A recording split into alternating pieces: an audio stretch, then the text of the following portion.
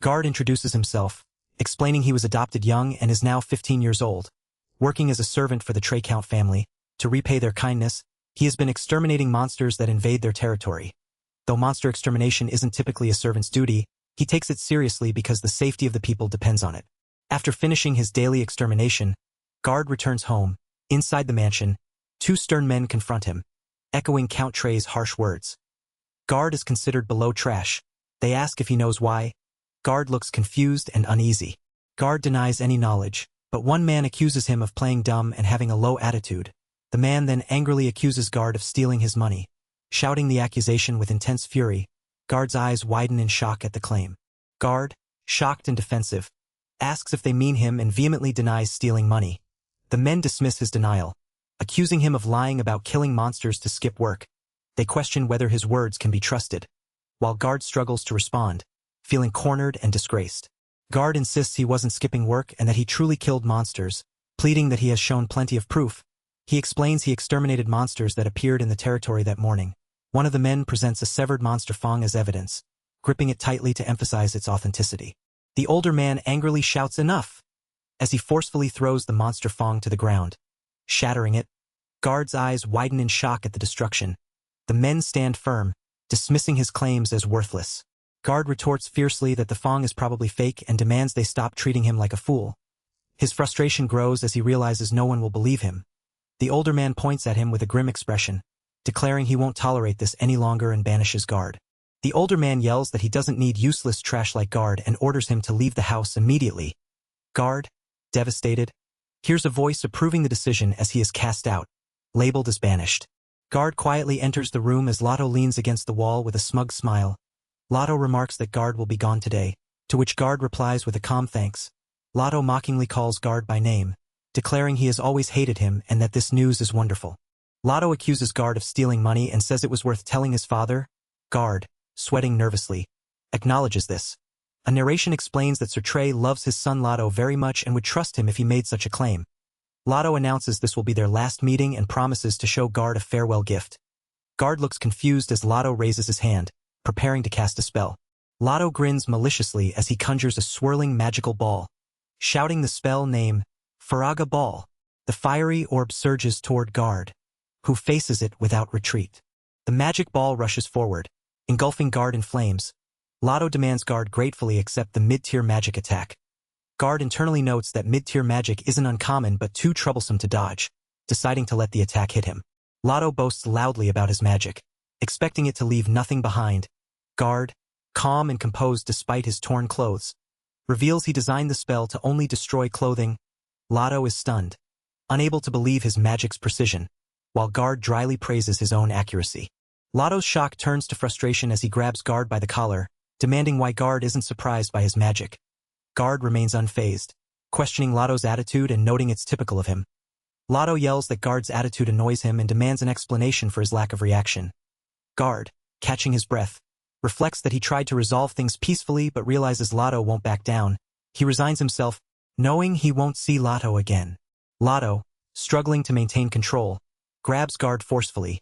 Guard calmly asks if Lotto is finished, causing Lotto to cry out in pain. Sweat and strain mark Lotto's face as he admits defeat, pleading for the confrontation to stop. Lotto releases Guard's collar, breathing heavily and cursing his own weakness. Guard announces he will be leaving. Lotto, still shaken, wonders about the overwhelming strength he just faced. Guard, adjusting his tattered clothes, quietly decides he needs to change before departing into the evening. Guard notices a stern man standing in a grand room, their eyes locking in silent understanding. The man, with a sharp gaze and a long beard, watches Guard closely. As Guard prepares to leave, the man calls out, reminding him he forgot to say something important. Guard stops and bows respectfully before the man, who remains with arms crossed, watching him depart. The man warns Guard harshly not to ever think he can live within his territory. Guard remains silent, then calmly thanks him for everything. Outside, Guard walks through a large, well-kept garden, reflecting on his predicament. He admits to himself that he is in trouble, unfamiliar with the common sense of this era. He recalls never going out much, having protected these lands and lacking opportunities to socialize. The way the man spoke to him lingers in his mind. Guard realizes the man has likely informed everyone in his territory to reject him, making it difficult to find work or buy food. He acknowledges he has been marked by a troublesome individual, As he contemplates this, a sudden noise catches his attention, prompting him to turn and investigate. Guard examines a paper curiously, asking himself what it is. He reads that the Remillion Magic Academy is recruiting students, showing an illustration of the Grand Academy building. He wonders if the location is in the capital and contemplates if it is truly the world's best magic academy. He reasons that if the academy lies outside the territory of the man who warned him, that man shouldn't be able to interfere easily. Guard decides that enrolling in the Magic Academy might be a good choice since he has nowhere else to go. He prepares to take the exam, signaling a transition in his path. Guard summons a glowing magical portal with one hand while holding the paper in the other. Without hesitation, he steps through the portal, disappearing into it as the magic activates around him. Emerging from the portal, Guard arrives at a new location, clutching the paper tightly.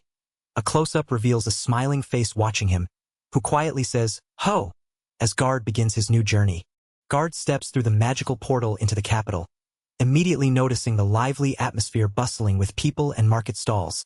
The grand architecture and busy streets confirm the city's vibrant energy. Locals react in shock as Guard appears suddenly from thin air, whispering about the magic they've never seen before and questioning if he's a noble. Guard calmly greets them with a polite good afternoon, maintaining his composed demeanor amid the crowd's curiosity. Guard reflects on how Lotto, a noble, can use mid-tier magic, a power unfamiliar to commoners who have likely never witnessed such spells. He decides to limit his magic use to avoid disturbing the crowd and potentially affecting the exam. Suddenly, Guard hears hostile voices as he runs down a narrow street. Calling for help, shadowy figures mock him, insisting no one would save a noble like him, pushing Guard to flee despite the danger. A young woman, tears streaming down her face, pleads desperately for help as a rough man corners her against a wall. Her voice trembles, barely able to say, "Please help me." The man sneers, dismissing her cries as pointless, while she looks on with a mix of fear and determination. The man leers at her, crudely commenting on her appearance, but before he can act further, the woman suddenly strikes him fiercely, shouting in defiance. His shocked reaction is immediate, while she struggles to hold back tears, her resolve hardening. A young man steps forward, positioning himself protectively in front of the woman, warning the aggressor that he's troubling her. The attacker scoffs, mocking the young man for appearing weak and pointing out the noble standing before them. The young man's steady gaze and firm stance make the attacker hesitate, frustration evident. The aggressor's expression shifts to a sinister grin as he realizes the young man's noble status, mocking him for wearing a tailcoat and claiming nobles can't harm commoners. He demands the young man apologize to join in their cruelty, but the young man remains calm and unyielding, refusing to back down as the woman watches anxiously behind him. The aggressor grabs the woman's arm, but the young man steps forward calmly, declaring that his butler's suit allows him to fight fairly. The thug, sweating and shocked, demands to know what he plans to do. The thug roars and lunges at the young man, who warns the woman to look out. He swiftly grabs the thug's wrist, preparing to counter. Chanting magic gift, the young man channels a glowing power into his hand, surprising the thug. Flames erupt around the thug, who wonders if he's awakened a hidden power, while a nearby man watches in shock. The thug's expression shifts to confusion and pain as the young man stops, explaining he infused the thug with an overwhelming amount of magic power before instantly withdrawing it. He wonders what happens when a human is given more magic than they can handle, signaling the end of his intervention. The thug groans in pain on the ground while the young man stands firm, adjusting his suit confidently. He reassures the worried woman nearby that the thug won't die. The woman, tears in her eyes, looks up at him. He offers his hand, asking if she can walk, and she nods hesitantly, grasping his hand. They step into a lively town square where grateful townsfolk thank the young man for saving them. The woman introduces herself as Yuri, praising his strength and quick defeat of the thug. He modestly replies with his name, Guard. Yuri, curious and admiring, asks why he is so strong.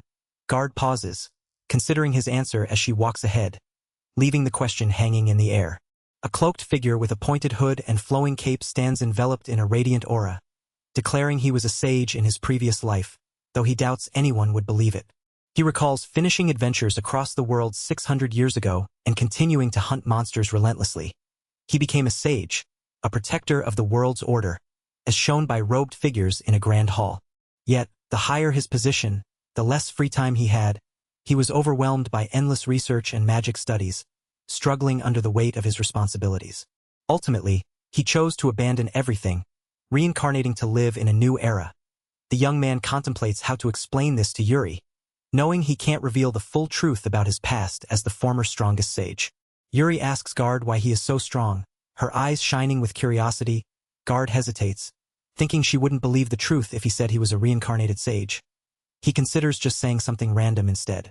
Guard awkwardly replies that it's because he works out. Sweating nervously as Yuri listens, the moment grows quiet between them. Guard suddenly declares he needs to apply for the Magic Academy's entrance exam and rushes off, leaving Yuri surprised. Yuri confesses she will also apply for the entrance exam but admits she lacks confidence. She admits to having little magic power and feeling weak. Clutching her dress tightly, Guard listens intently as she explains she told her parents she didn't want to go, but now she must. Guard calmly tells Yuri that if she doesn't want to go, she doesn't have to, reminding her it's her life and she can do whatever she wants. Yuri breaks down, shouting she can't do that. She trembles and tears fall as she admits she's an unwanted child. Guard reaches out, asking if she's okay, showing concern as she struggles with her pain. Yuri struggles to cast a fireball spell, but her hands falter and the magic fizzles out. An older man with a cane scolds her harshly, questioning if she is really his daughter and calling her useless. She stands silently, burdened by his cruel words. The man orders Yuri to apply for the entrance exam to Remillion Magic Academy, the world's best. He reminds her that all family members graduated from there, and that their prosperity depends on it. Yuri protests, overwhelmed and fearful. Yuri breaks down, confessing that if she fails the exam, she will be disowned and forced to leave her home and lands. She trembles with tears, terrified of losing everything. The young man listening to her looks on with concern. She apologizes, asking him to forget her painful confession. The young man remains silent as two angry men shout at him to leave the house immediately, calling him useless trash. Despite this, he quietly admits he sees himself in Yuri and softly says her name. Yuri asks the young man to give her his hand, and he hesitantly agrees as they hold hands. He notes that although her magic power is low, she possesses a rather large magic capacity. He contemplates this quietly, realizing her potential. The young man carefully infuses Yuri with magic power, focusing intently. She gasps in surprise as the magic flows into her. Feeling the power coursing through her body, he reflects that this time, he is infusing her with magic power carefully, unlike the rough infusion he gave another man before. Yuri cries out as her body heats up intensely, overwhelmed by the sensation. She struggles but endures the transformation, sweat dripping as the magic takes effect. Later, she looks at her hand in wonder, breathing heavily, trying to understand the change. She exclaims that she can feel her power swelling up, astonished by the sudden surge. She calls out to the young man, questioning the source of this power. He smiles and admits it is the power of muscle training, causing her to react with a stunned, speechless expression. At Remillion Magic Academy, the young man confirms he has applied for the exam tomorrow. Yuri admits she's nervous, and he notices she has decided to apply as well. Walking through the trees, Yuri resolves to take the challenge, hoping she might get accepted. She happily declares she has obtained muscle power from him. He acknowledges that scary things are scary but thinks that's a good thing. She listens as he praises her for trying to overcome her fear, calling it worthy of respect. Yuri's heart pounds, and despite feeling the line doesn't suit him, he encourages her to do their best. She insists she'll do her best, and they agree to face the exam together. A figure stands before a packed hall, commanding attention with a loud call to explain the exam's content. The crowd of examinees listens intently, their faces a mix of anticipation and nervousness. The speaker reveals there are 3 tests: a one-on-one magic battle tournament, a practical test showcasing special magic to an examiner, and a magic capacity appraisal where those below a set value fail. A tournament bracket is shown, emphasizing that falling below the target score even once leads to immediate disqualification. The speaker continues, stressing that only the top 16 among the many examinees will pass. The crowd, including a young man and 2 others, absorb the harsh reality. The scene shifts to the exterior of Remillion Magic Academy, highlighting its elite and highly selective nature. The speaker announces scholarships for those who achieve outstanding test results, promising full support for scholarship students in all career paths like jobs, college, and magic research. The young man reacts with interest, noting the offer's appeal. It's revealed that participants include not only nobles but also commoners. The speaker adds more information, leaving the crowd deep in thought. The announcement clarifies that class and social status won't affect exam results. Everyone will be judged solely on ability. The young man reflects that Guard won't be at a disadvantage, relieved by this fairness. He reasons that those worried about status can't focus in dual tests. Meanwhile, a noble sneers, resenting commoners having to take the exam, causing tension among the crowd. The examiner calls for everyone to proceed to their assigned locations as the first test. A magic capacity appraisal begins. The young man checks his slip and realizes he's assigned to the magic experimental room. Yuri calls out to him as they start moving. Yuri happily notes they share the same location, and the young man suggests going together. He admits feeling overwhelmed by the sheer number of examinees and fears getting lost in the crowd. Yuri reaches out and firmly grabs his hand to steady him. Nearby, a nobleman walks ahead, and Yuri tugs on his arm, catching his attention. She blushes slightly, insisting they won't get lost if they stick together. The young man stammers in surprise but smiles quietly. They walk forward hand in hand, surrounded by other examinees, as a noble nearby mutters agreement with a knowing look. The sign marks the magic experimental room as a brash noble points aggressively, declaring there's a servant among them. He mocks the young man wearing a butler's coat, demanding if he wants orders. The young man stands calmly beside a concerned woman as the noble's accusation hangs in the air. The noble grabs the young man by the collar, shouting that a commoner can't ignore a noble. The young man remains unfazed, telling him to focus on the test instead. The noble snarls in frustration as others nearby continue their preparations. The young man adjusts his tie confidently, promising to pass the test quickly. The woman asks if he's all right, and he assures her he is fine, suggesting they get in line. The noble, still tense, prepares for his turn, teasing how he will measure the young man's magic capacity. A glowing book is placed on the table, with instructions to take it and infuse magic power into it. The noble eagerly grabs the book, shouting to begin, his eyes wide with anticipation as the magic energy swirls around the tome. The noble slams open a thick book, its pages flapping wildly, as if stirred by an unseen force. The pages continue to turn rapidly on their own, reacting to the magic energy infused within. A figure examines the book closely, announcing the magic capacity is above the target score. The noble erupts in triumphant excitement as he declares the young man has passed. The glowing book is explained as a tool that reveals a person's magic capacity by how many pages it turns. The young man reflects quietly, still processing the result. He marvels at how convenient the world has become, recalling that in the past, a professional appraiser was needed to measure magic capacity. Now, a simple magic tool suffices. The young man's calm confidence contrasts with the noble's astonished expression. The noble grabs the young man's shoulder, loudly demanding if he saw that. Clearly impressed yet wary, the young man remains composed, though a bead of sweat betrays a hint of tension. The noble and another man smirk, recognizing the young man as the same type as Lotto, warning to avoid getting involved with him. The noble mockingly tells the young man to disgrace himself like other commoners, then announces it's the young man's turn. The young man adjusts his glove and steps forward, the woman behind him watching closely as the test continues. The noble with glasses warns the young man that he'll probably fail but encourages him to try anyway. The young man nods in understanding and confidently takes the glowing book into his hands, ready to begin. The young man flips the pages of the book at an astonishing speed, so fast that the noble gasps in shock. The rapid flipping is unlike anything the noble has ever witnessed before. The young man notices something unusual as the book suddenly stops flipping. Flames burst from the book as the young man holds it, his eyes wide with surprise at the unexpected magical reaction. The fire crackles intensely, illuminating the scene with a powerful glow. The young man feels the heat burning his hand, sweat dripping down his face as the noble screams in shock and disbelief. The woman and others nearby react with concern and surprise. The young man calmly extinguishes the flames with a small puff of magic, leaving the noble stunned and speechless. The young man anxiously asks for the result, sweat beading on his face. The noble with glasses, rubbing his chin thoughtfully, admits this is an unforeseen situation but concludes the young man's magic capacity far exceeds the target score. The young man is declared to have passed, standing confidently as the aristocratic man beside him scowls and a woman looks on with mixed emotions. Suddenly, a startled cry breaks the moment. The woman nervously catches the burning book, flames licking its edges as she holds it carefully. She scolds the noble for the book's expense while extinguishing the fire with a small puff of magic. The noble stands silently as the young man watches. A narration box confirms Guard and Yuri have successfully passed the first test, with the grand castle looming behind them. The woman nervously stammers, acknowledging their success. The young man smiles warmly, happy for her as well. Together, they celebrate passing the test, their confidence rising. The aristocratic man scowls in frustration, demanding a response, but the young man remains calm and indifferent. The young man challenges the scowling noble, asking if he still has something to say. The noble's face twists with anger and sweat. The woman looks troubled, examining her hand thoughtfully. She recalls the book burning during the young man's turn. Realizing something unusual is at play, The young man and woman walk together, contemplating the strange events. The woman clenches her fist, declaring it the power of muscle. The young man awkwardly agrees, unsure how to respond. A voice calls to the woman, ending the day's test and asking if she can go home alone.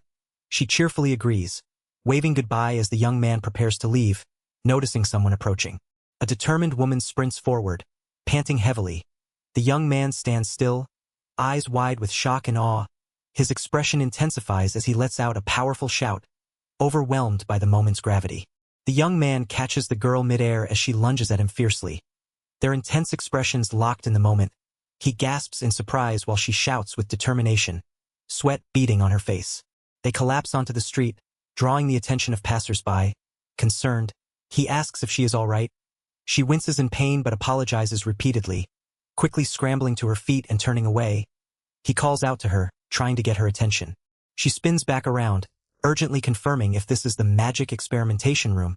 He nervously affirms it, still seated on the ground as she eagerly leans toward him, her energy palpable. She introduces herself as Sasha, explaining she wanted to share her name just in case they meet again. He responds with a smile, introducing himself as Guard. He reflects on how rare it is to meet such an energetic girl and feels inspired by her vibrant spirit, resolving to do his best tomorrow as well. A girl calls out urgently to the young man, catching his attention as she runs toward him. She greets him enthusiastically, confirming his name is Guard and asking if they can go together. He agrees with a simple smile. Suddenly, another girl appears, glaring suspiciously and demanding to know who the newcomer is and why she is with Guard. The first girl looks shocked and nervous, unable to answer immediately. Guard quickly explains that the suspicious girl is his friend, Yuri. The newcomer's expression softens, sparkling with surprise and happiness as she realizes she has a friend for the first time. She beams, expressing joy at this new connection while holding Guard's hand warmly. The newcomer nervously stammers, still holding Guard's hand, while the first girl watches with a knowing smirk, teasing that the newcomer seems to like him a lot. Guard looks uncertain but contemplative as the scene ends quietly in an empty hallway, the question lingering in the air. An announcer declares the start of the second test, explaining it is a practical challenge where participants must appeal to the examiner with their strongest magic. 3 confident examinees prepare themselves, ready to demonstrate their power. The crowd is ordered to stand in line as the test begins. The 3 examinees encourage each other, expressing hope to pass together. Guard watches thoughtfully, curious about the magic the other participants will use. One examinee casts a spell, sending swirling magic through a portal, followed by another unleashing a powerful blast. Guard observes intently, puzzled by the display. Everyone is using mid-tier magic, which surprises Guard since this is the world's best magic academy. He reflects that they should be capable of greater spells like transition or other high-tier magic. A voice calls to him, signaling it is his turn to perform. A man scoffs, surprised that a commoner passed the first test. Others nearby argue the test will be impossible for a commoner, but some recognize the young man as the one who burned the book in the first test, suggesting he might be capable. The man yawns and tells him he can start any time, while the young man silently prepares, gripping a cloth tightly and vowing not to hold back. The young man declares he will use a spell higher than high tier, the highest tier magic. He raises his hands, summoning a glowing magic circle beneath him. A girl watches with wide eyes as the magic intensifies, and the young man strains with effort, his determination clear. The spell erupts into a towering pillar of roaring flames, the young man chanting, "Hellfire!" as the inferno shoots skyward, engulfing the area in blazing magic that dwarfs the surrounding buildings. The young man raises his hands confidently, declaring his spell will be enough. The crowd watches him silently, puzzled by his lack of words. The examiner remains expressionless, observing closely. The young man smirks and asserts that the current display is still insufficient, preparing to push further. With a sharp snap of his fingers, the ground beneath them fractures violently, splitting apart in a massive chasm. The examiner stands calmly beside him as the earth continues to break, the destructive power undeniable. The crowd reacts with shock and disbelief, questioning if this feat is still not enough.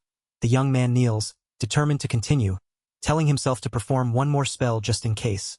The examiner watches silently, while the others remain stunned by the scale of the destruction. The young man channels his magic again, invoking a powerful spell called Life Gift. His eyes glow intensely as the magic spreads around him, causing the onlookers to sense an ominous tremor. The crowd gasps, startled by the sound of an earthquake, as the atmosphere thickens with magical energy. The earth continues to crack and split open, the ground trembling violently. A gloved hand presses down on the blossoming flowers, and as the magic pulses, the flowers begin to fade away, leaving only barren soil. A small rabbit looks up, alert and sensing the change in the air. The young man kneels calmly beside the rabbit, a faint smile on his face as petals fall gently around him. Behind him, a group of onlookers, including a man in a cloak and two women, watch with mixed expressions of awe and surprise. The scene shifts to a distant view of the courtyard, focusing on the rabbit now resting peacefully among the flowers. Text explains that Life Gift is a high-tier magic that creates life from nothing, a very advanced technique.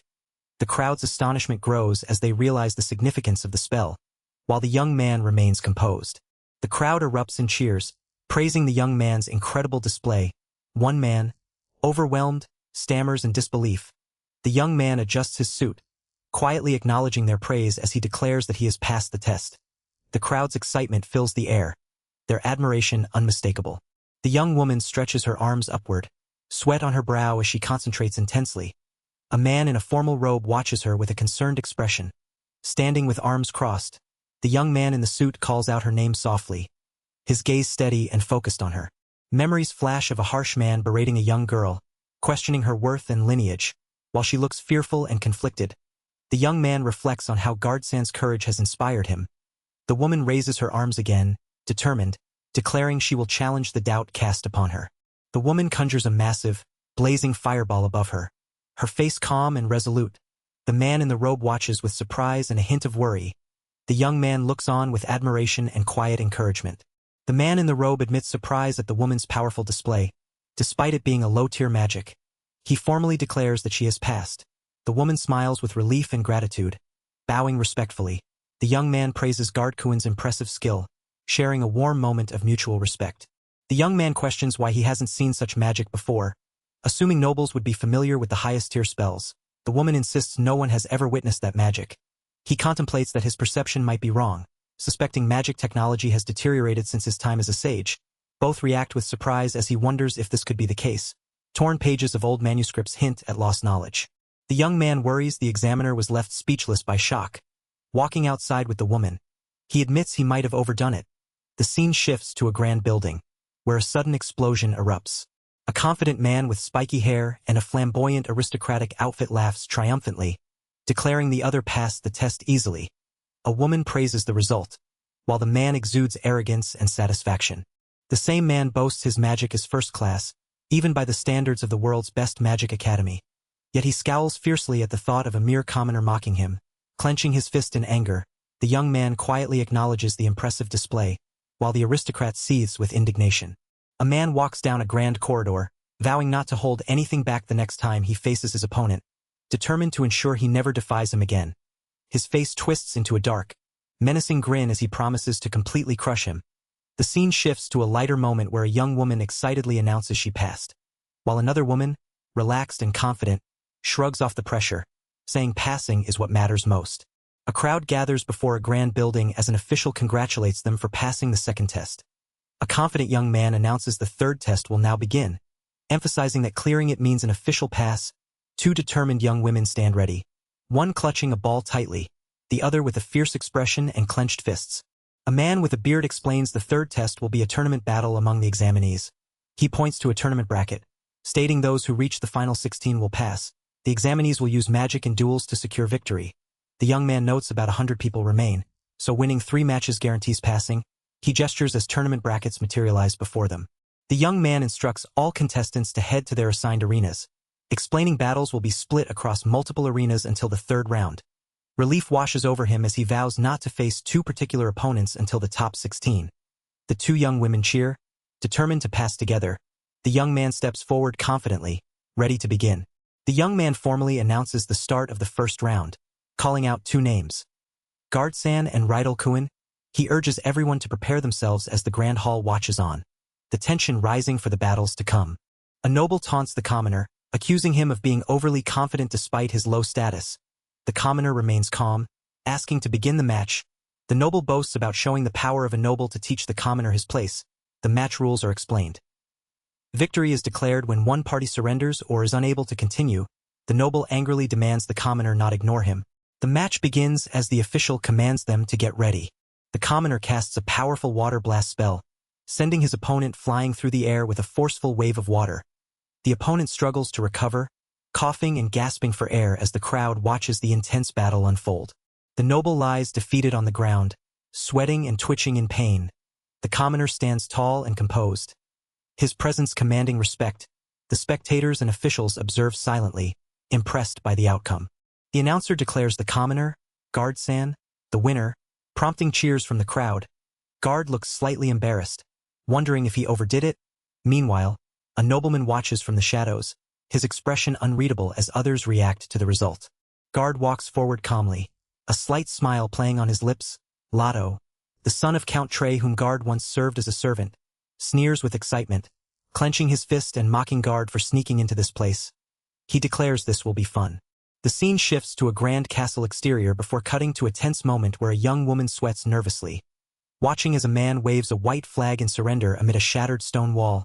Nearby, a horned girl cheers triumphantly while others watch with mixed emotions. Guard stands confidently with his hand on his hip, observing the defeated Lotto lying on the ground, still smirking despite his loss. The tournament bracket is shown, hinting at the ongoing competition, followed by a peaceful sky. Lotto approaches Guard with a cocky grin as an official announces the start of the third round. Guard faces him, ready for what comes next. The young man grimaces, overwhelmed by the revelation that Lotto is also taking the exam. The arrogant noble mocks him, calling him clueless and suggesting he wandered here with nowhere else to go. He sneers that this is the world's greatest magic academy, not a place for someone worse than trash, and orders him to get lost.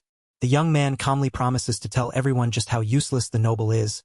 The noble laughs cruelly, mocking him openly. Suddenly, a new figure interrupts, addressing the crowd and assuming the young man has been a nuisance to them all. The newcomer explains the young man used to be a servant in their household but was so useless he was banished. He lied about monsters appearing and stole from their property, making him worse than trash. Others agree, vowing to show no mercy and take responsibility for crushing him. The noble declares the young man will be banished from the academy as well. Grinning maliciously, the young man faces him silently, unshaken despite the threat. The tense noble, sweating nervously, is interrupted by the young man who coolly warns him to keep his distance, threatening that he cannot guarantee the noble's safety. The noble tries to regain control, asking them to wait a moment, but the young man's fiery glare and the flame flickering on his finger make the threat clear. The noble shifts uneasily on the floor as the challenge is set. The announcement rings out, signaling the start of the test with the words, "On your marks." The moment erupts as the young man launches a blazing fireball with a fierce grin. Shouting "Begin!" the fireball bursts forward, marking the start of the battle with explosive energy. Lotto unleashes a massive fireball, declaring it the highest firepower and promising to crush his opponent in one hit. The young man remains calm, surrounded by a glowing aura, as the fireball approaches. The young man counters by thrusting his fist forward, emitting a powerful burst of energy. Lotto's confident expression falters, sweat breaking out as he watches the attack. The young man stands firm, his aura dissipating as he tells Lotto he destroyed his magic with his hand. Lotto, shocked and sweating, demands to know what happened, calling him a bastard. The young man calmly claps his hands, addressing Lotto by name, causing Lotto to recoil in surprise. In the darkness, the young man challenges Lotto, asking if that's all he has. Lotto's wide, terrified eyes reveal his shaken state as the challenge hangs in the air. Lotto screams in desperation as he launches multiple fireballs. But the young man remains unfazed. Sweat drips down Lotto's face, his grin twisted with frustration. The young man calmly taunts him, noting he never learns, then swiftly counters with a precise energy blast. The young man fires a sharp, controlled blast that cuts through the incoming fireballs. Lotto stumbles back, cursing his failure as he struggles to maintain his footing. The crowd watches tensely as the battle intensifies. Lotto, desperate, pleads with the young man to surrender, promising to reinstate him and let him work for their family again. He insists it's a fair offer, but the young man's eyes reveal his cold refusal. The young man firmly rejects the offer, preparing a powerful spell. He conjures a blazing fireball, shouting the incantation, Faraga Ball, as the intense magic gathers in his hand, ready to strike. The young man unleashes a massive fireball, but Lotto's shocked expression reveals his confusion. He wonders why the same magic feels so different. Desperately, Lotto tries to activate his defensive magic, sweat pouring down his face as he struggles to form a shield. His hands glow with protective energy, determination flashing in his eyes as he braces himself. The young man's fireball crashes into Lotto, sending debris flying violently as the blast hits with overwhelming force. The impact shatters the surroundings, and Lotto is thrown back by the sheer power of the attack.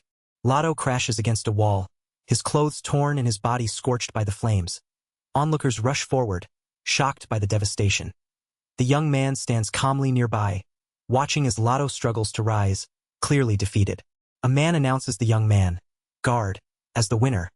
Guard admits he overdid it, but insists it was necessary to teach Lotto a lesson. Lotto, battered and humiliated, clenches his fists in frustration, unable to accept losing to someone he considers worse than trash. Feudal Lord Trey of the Earldom of Trey stares in disbelief, sweat dripping down his face as he questions how this could be. A young man urgently insists he wasn't skipping work, claiming he really did kill monsters and even got rid of some that appeared that morning. The Lord looks out the window at the smoking ruins below, realizing the truth he never expected. The devastation shows monsters swarming the village, attacking people and causing chaos. The Lord clenches his teeth, determined, as he vows to bring someone back. He calls out the name Guard, wondering if the connection with the Earl Trey family will continue. The final test reaches its third round as the announcer declares Guard the winner over Lotto. Standing confidently amid the shattered remains of the battle, Lotto lies defeated on the ground, while an older man bows solemnly nearby. Guard nervously asks if winning the third round and entering the top 16 means he has passed the exam. The official confirms he will pass but warns the match will continue. Guard learns that winners and top performers receive scholarships, granting support from the academy for their research. Determined, Guard clenches his fist, resolved to aim for a scholarship to accelerate his magical research. He is instructed that all who made it to the top 16 must gather at the competition location. He hopes Yuri and Sasha are among those who passed. Suddenly, an older man calls out to him. Without warning, the older man lunges, extending a long staff toward Guard's neck. Guard narrowly dodges the strike, surprised at how close it came. The older man asks if Guard needs anything, his intent unclear as tension rises between them. The old man tells Guard he can stop here and doesn't need to proceed to the next exam. Guard, confused, asks for clarification. The man explains that it would be problematic if a commoner became a scholarship student, emphasizing the academy's reputation as the world's top magic school. Guard struggles to understand the implications. The old man declares Guard will attend the academy as the lowest-ranked student. Guard lowers his head in frustration but questions the man's authority. Suddenly, the old man strikes the ground with his staff, asserting his dominance. The old man reveals he is the headmaster and demands obedience without fuss. Guard silently accepts, though his expression shows reluctance. Nearby, a blonde girl wonders why Guard isn't present, while a cheerful friend calls out to her. The scene shifts to the academy grounds. Two girls hurry along the hallway. One urges Yuri to wait, warning her she's getting too excited despite it being the first day of school. Yuri admits she can't help but worry, showing concern for Guard. Two girls rush down a hallway, one anxiously wondering if Guard passed the exam. A boy greets Yuri and Sasha warmly, congratulating them on making it. The two girls exchange surprised looks as the boy watches them quietly. One girl suddenly throws her arms around the boy in a relieved hug, thanking him for passing too. The boy is startled but confused by the sudden affection, while the other girl watches with a satisfied smile. The girl with horns questions the boy about why he missed the scholarship match, explaining Yuri thought he failed and was worried. She reveals Yuri has been seriously searching for him. While the boy listens quietly, the girls tease Sasha, who apologizes sheepishly, and the boy reflects that there must be a reason behind his absence. The horned girl presses why he didn't participate in the final test, saying he might have claimed the scholarship if he had. The boy remains silent, sweating nervously as the headmaster's shadow looms behind him. He thinks it's better not to say anything and awkwardly admits a lot happened, while the girls look on expectantly. The boy points out that everyone wears different uniforms, prompting the girls to explain the division. Yellow uniforms for scholarship students, white for general students, and red for the lowest ranked. The horned girl teases the boy, suggesting he's the lowest ranked because he skipped the last test, while he listens quietly, realizing the implication.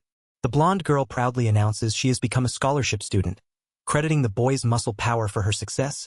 He modestly denies it, but she insists it's all thanks to his hard work. She congratulates him warmly, and he thanks her in return, while another student watches silently from a distance. Two students whisper jealously about the boy's audacity to act so confidently despite being the lowest ranked. The boy shakes hands with the blonde girl, ignoring their contempt. Meanwhile, a figure watches from behind a desk, smirking with a sly smile as the classroom scene unfolds, and the jealous murmurs continue about his failure and lack of dedication. The classroom door opens as a bell chimes. A young woman named Elia steps forward, introducing herself as a magic researcher and the student's homeroom teacher. She warmly greets the class and asks everyone to take their seats. The students quietly observe Elia, noting her adorable appearance. The boy thinks to himself that although she's a teacher at the academy, she is a subordinate of the headmaster. He resolves to be careful and avoid drawing attention. Elia claps her hands and announces it's time to check their textbooks. The teacher instructs the students to take their textbooks out from inside their desks. The boy looks puzzled but complies. Another student notices his hesitation and asks what's wrong. The boy awkwardly responds, while a girl sitting nearby shows concern. A boy with glasses rummages through his desk, stacking several textbooks. He smirks as he places them down, clearly plotting something. The boy suspects the student, Yuri, might have stolen his textbooks, though confused about the reason. He admits he has no choice but to stand out and calls out Yuri's name. The boy politely asks a girl to lend him her textbooks, and she agrees without hesitation. As she hands them over, another student questions what the boy hopes to achieve with such a move. The boy quietly thanks her and plans to use this opportunity to check the textbooks one by one, while the teacher announces the start of the inspection. The boy carefully places the stack of textbooks on his desk, his expression serious. He silently activates advanced magic, chanting copy, as a glowing light envelopes the books. Suddenly, a stack of books slides out from under a desk, and the boy thanks Yuri for the unexpected help. Nearby students react with shock and disbelief, questioning how a failure could use such advanced magic. They whisper among themselves, wondering who he really is. The boy is confronted by the teacher, who asks why he has 2 copies of the textbooks. Yuri nervously stammers an excuse, claiming he got an extra copy for some reason. The boy remains silent, flipping through the pages as the teacher eyes him suspiciously. The teacher announces she has checked the distributed textbooks and suddenly declares that they will have a test. The students react with shock and surprise, their expressions wide-eyed and tense. The teacher orders everyone to put their textbooks back inside their desks. Students whisper, questioning the sudden announcement as expected from Vermilion. Sasha worries if he can answer the questions, doubting his grasp of common knowledge. The teacher explains the test covers Japanese, mathematics, and magic science, then asks if they are ready before signaling the start. The hourglass is set down as the test begins. Students nervously start writing, struggling to answer. The tension is palpable as they focus on their papers, sweat visible on their brows. The classroom falls silent as everyone concentrates on the exam. Sasha writes with determination. Glancing up briefly, the teacher watches from the front, smiling softly, resting her arms on the desk. Outside, the sky is calm, contrasting the intense atmosphere inside. The teacher announces the test is over, telling everyone to put down their pens. She declares that's all for today and that the test results will be out tomorrow. Students begin to pack up, while one boy remains seated, watching quietly. The boy reflects that everything was surprisingly easy. He notes that the grammar and formulas haven't changed in 600 years, and the magic science questions were intermediate level. A girl approaches him, asking how the test went, while he calmly predicts everyone will likely get a full score. 2 girls discuss the test's difficulty, one exclaiming how hard the problems were. While the boy admits he only solved a handful, the girl points out even he must have struggled, causing him to worry deeply. The boy confesses the questions were too easy, shocking the 2 girls beside him. He worries this might draw unwanted attention, feeling uneasy as the teacher is seen writing at her desk. The first day of school ends as he begins dormitory life at Vermilion Magic Academy, a boarding school. He looks forward to settling down and conducting magic research in what he believes is the best environment of this era. Directed to his dormitory, he approaches it with curiosity, only to find a dilapidated, rickety wooden shack. He wonders what kind of room it could be. Tentatively, he opens the door and is greeted by a faint welcome. Inside, the shabby space is revealed as the dorm for the lowest-ranked students, described as the backyard storage shed. 2 students sit inside amidst the ruin. He asks if this is truly his living space, and a girl confirms it, though warned, he notes it's better than sleeping outside. The girl offers advice as a senior, warning that the lowest-ranked students face discrimination at every turn, a reality the academy tolerates. She urges him to be prepared. He reflects on the harsh truth. Lowest-ranked students are viewed like commoners by nobles, targets of discrimination. The 2 students express their frustration, one wishing the academy would collapse and the other longing to return home. He listens quietly, absorbing the weight of his new reality. He studies the rundown dormitory, considering the piles of wood and straw inside. A small smile forms as he asks the two students there if he may renovate the place a bit. The two students agree without objection, and he politely asks them to wait outside. They exchange puzzled looks, wondering what exactly he plans to renovate. But one encourages cheering on their junior who's trying his best. Meanwhile, two girls walk through a more comfortable dormitory hallway. They imagine the better conditions for higher-ranked students. Private rooms, a study-friendly environment, and a fluffy bed to rest on. Their thoughts continue to a large shared bath that can be used anytime, contrasting sharply with the harsh reality of the lower-ranked dorm. The two students quietly acknowledge the cruelty of their situation as he steels himself, determined to begin. The young man casts a powerful spell, Reform, causing the dilapidated wooden planks and straw to violently shift and rearrange. He reminds himself to focus on renovating the interior quietly to avoid drawing the academy's attention. Outside, two students watch nervously as the shabby dorm shakes and creaks. The young man appears at the entrance, inviting them inside with a polite smile. They exchange anxious glances, hoping the changes haven't made things worse. The students' shock deepens as they enter the dormitory. Their eyes wide with disbelief, they shout in astonishment, struggling to comprehend the sudden transformation that just occurred before them. The once shabby, storage-like room has been completely transformed into a cozy dorm with a private room perfect for living. The prickly straw bed is replaced by a soft memory foam mattress, and the old crumbling floor and walls are now sparkling clean. The student sits comfortably at a proper study desk and chair, no longer fearing drafts or creepy crawlies, while doing homework with ease. He invites the students to check another area, hinting at a surprise. They anxiously wonder what more could be hidden, their curiosity growing. Their shock turns to joy as they discover a bathroom, a luxury they never expected. One student cheers, relieved to finally wash away all his troubles. The students question if such a transformation could really be the work of magic. He calmly confirms he is indeed the lowest-ranked student responsible. Overwhelmed with gratitude, they embrace him, begging to call him Master Artisan. He smiles modestly, happy just to see their joy. Two girls anxiously ask Guard-kun what's going on as he sits surrounded by towering stacks of books. One girl panics over the huge amount, saying she could never finish reading them even in a lifetime. The other girl admits the material is much harder than their textbooks and she can't comprehend a thing. Guard explains he's researching a certain spell and borrowed all these books from the library. The girls express surprise that so many books could be borrowed at once, and one points out he borrowed too many. They notice the dark circles under his eyes and ask if he's been sleeping. Guard remains silent, overwhelmed. The girls ask why he's working so hard. Guard clenches his fist on a book page, saying it's the reason he's here. He reflects that researching magic is usually a teacher's job, not a student's, but he insists he must be the one doing it. His determination to progress is clear despite the strain. A complex magical circle bound by chains appears, with the ominous caption revealing the spell Guard is researching is considered forbidden. Era joyfully proclaims she is an adventurer who walks on the unpaved road, holding a stick high as she laughs. Her brother warns her not to get carried away. She thanks him for bringing her to the forest, saying exploring it is very fun. He smiles nervously, glad to hear that. He recalls that in his previous life, he had a sister named Era, who was precious to him. They share happy moments together, holding hands over a stream and playing with flowers. They sing about mustering courage and moving forward, both declaring themselves adventurers. Era suddenly pauses, looking puzzled. Suddenly, a large, imposing wolf-like monster appears before them, its fierce presence filling the forest. The siblings stand together, facing the creature with tense determination. The boy freezes in fear, recognizing the monster. He shields Era, who clings to him, tears streaming down her face. Despite trembling, he promises to protect her, gathering his magic as his hands glow with energy, ready to defend against the threat. The boy casts a fireball spell, but the wolf-like monster narrowly dodges it, its sharp gaze fixed on him.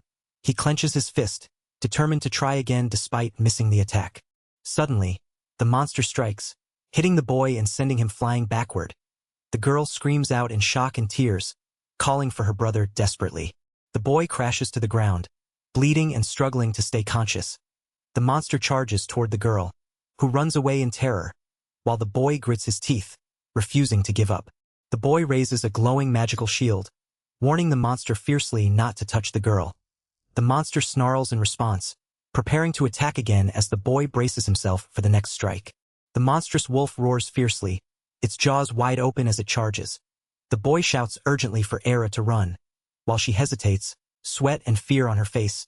Despite blood blocking his sight, the boy struggles to fight, recalling this opponent was strong enough to challenge even his younger self with only beginner magic. The beast seizes its chance, slashing fiercely. The boy gasps in pain as the attack lands. Tears stream down Era's face, her shock and fear palpable as the forest looms ominously above. The boy's eyes widen, blood dripping from his mouth and nose. The monster's clawed hand drips with dark blood, emphasizing the severity of the wound. He pants heavily, sweat and tears mixing, while a solitary flower floats on a dark pool of water nearby, symbolizing fragility amid the chaos. The boy calls out Era's name, desperation in his voice as he kneels, bloodied and trembling. The wolf snarls, blood dripping from its mouth, ready to strike again. The boy screams in terror and desperation, unleashing multiple fireball spells in a frantic attempt to fend off the beast. The beast roars fiercely as it slashes with brutal claws, its attack landing heavily. The boy pants, bloodied and desperate, summoning a magical barrier with trembling hands. The wounded monster retreats into the bushes. Whimpering, tears stream down the boy's face, his gaze fixed on the fading threat. A desperate shout calls out for Era, but the boy stands frozen in the pouring rain, his expression vacant and broken. He collapses to his knees, the weight of despair crushing him. The rain intensifies, washing over the shattered scene. The boy screams in anguish, tears mixing with the relentless rain as he cradles Era's lifeless body. The forest around them swallows the sound, the storm echoing his grief. Time passes as the boy immerses himself in magic research, surrounded by books and notes. He acknowledges that resurrecting the dead is forbidden, yet he pursues knowledge relentlessly to avoid falling apart. His efforts yield steady results, earning recognition as he hunts monsters to hone his skills. Eventually, he becomes a sage, marked by his dedication and transformation. Despite relentless study, he fails to complete a spell capable of resurrecting the dead. He hopes future magic technology might make it possible, but for now, he chooses reincarnation as his only option.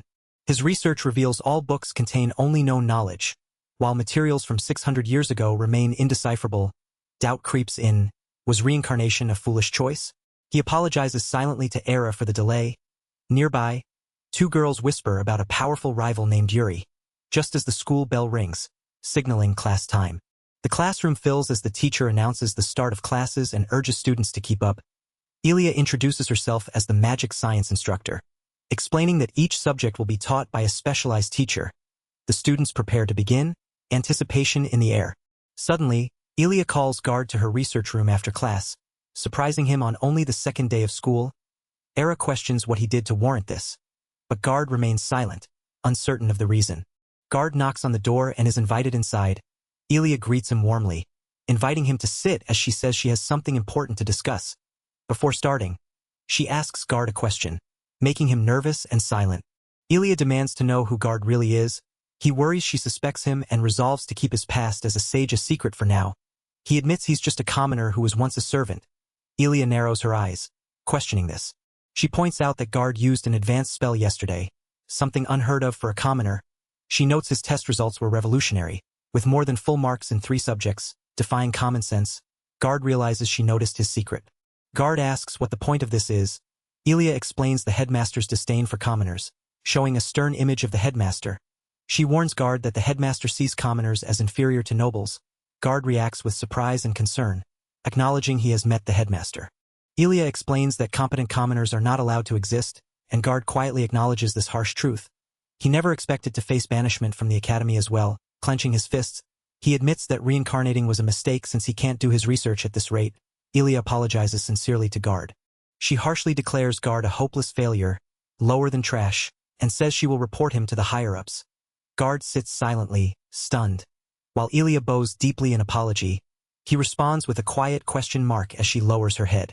She warns that if the headmaster learns of Guard's true abilities, he might be expelled.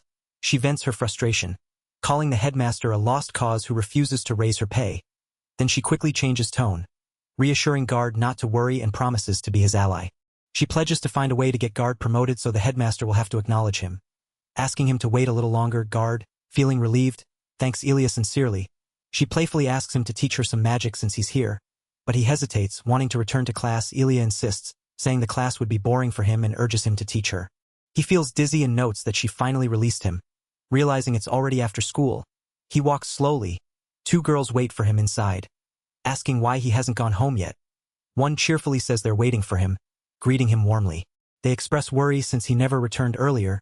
He explains he was teaching Ilia-sensei magic.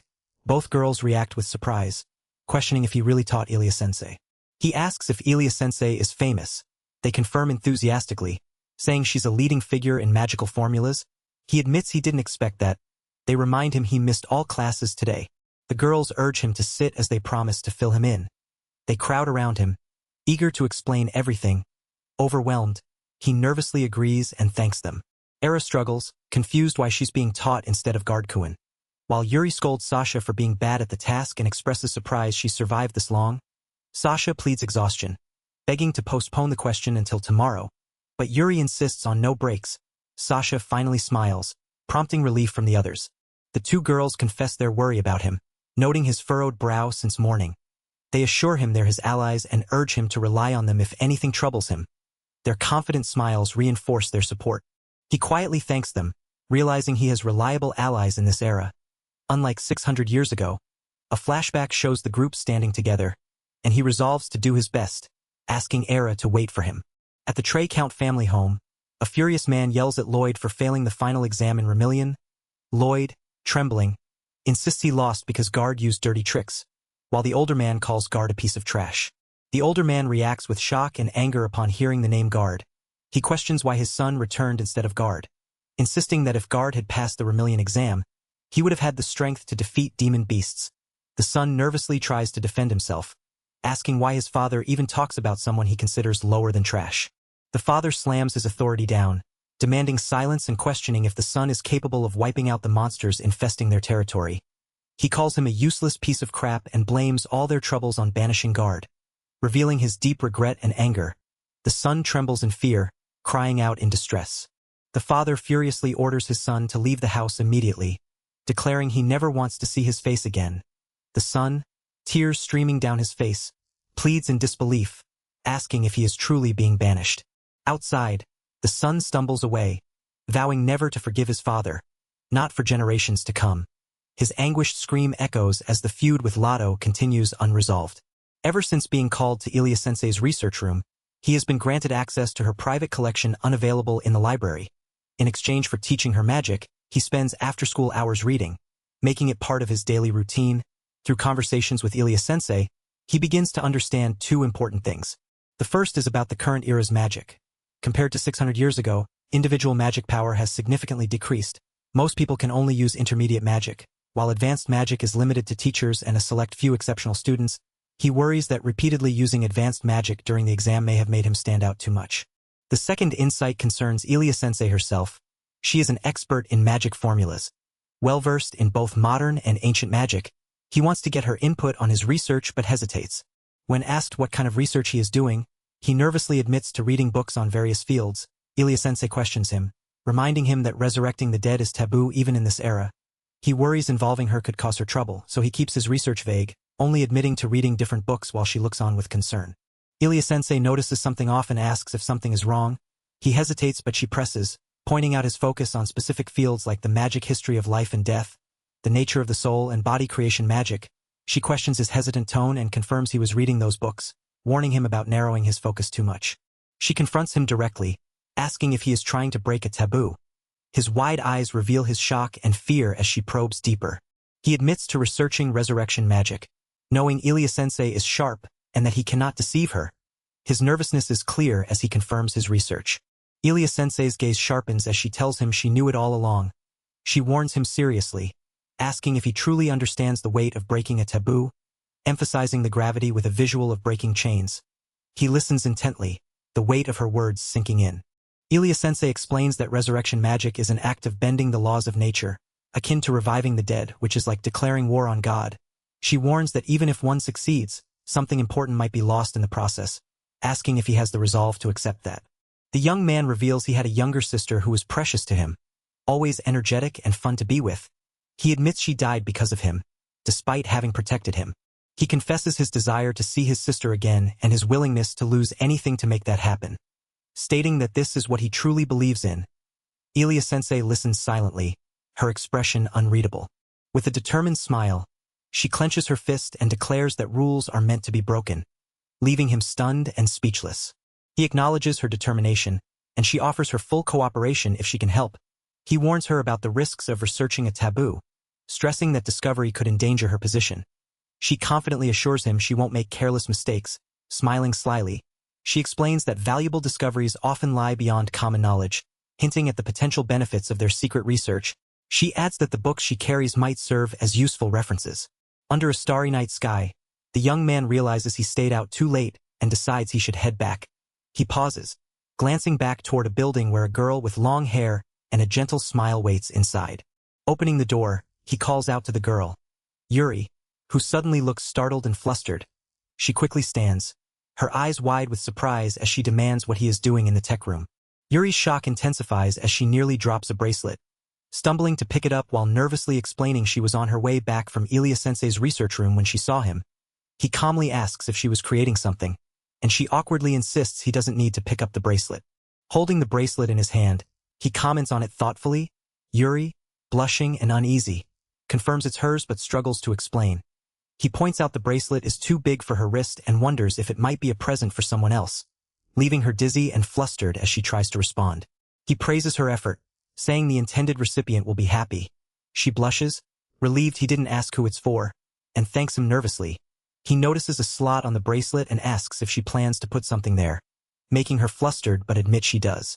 She explains she wants to insert a certain item. Though it's hard to find, she asks if he knows about magic stones, and he confirms he does.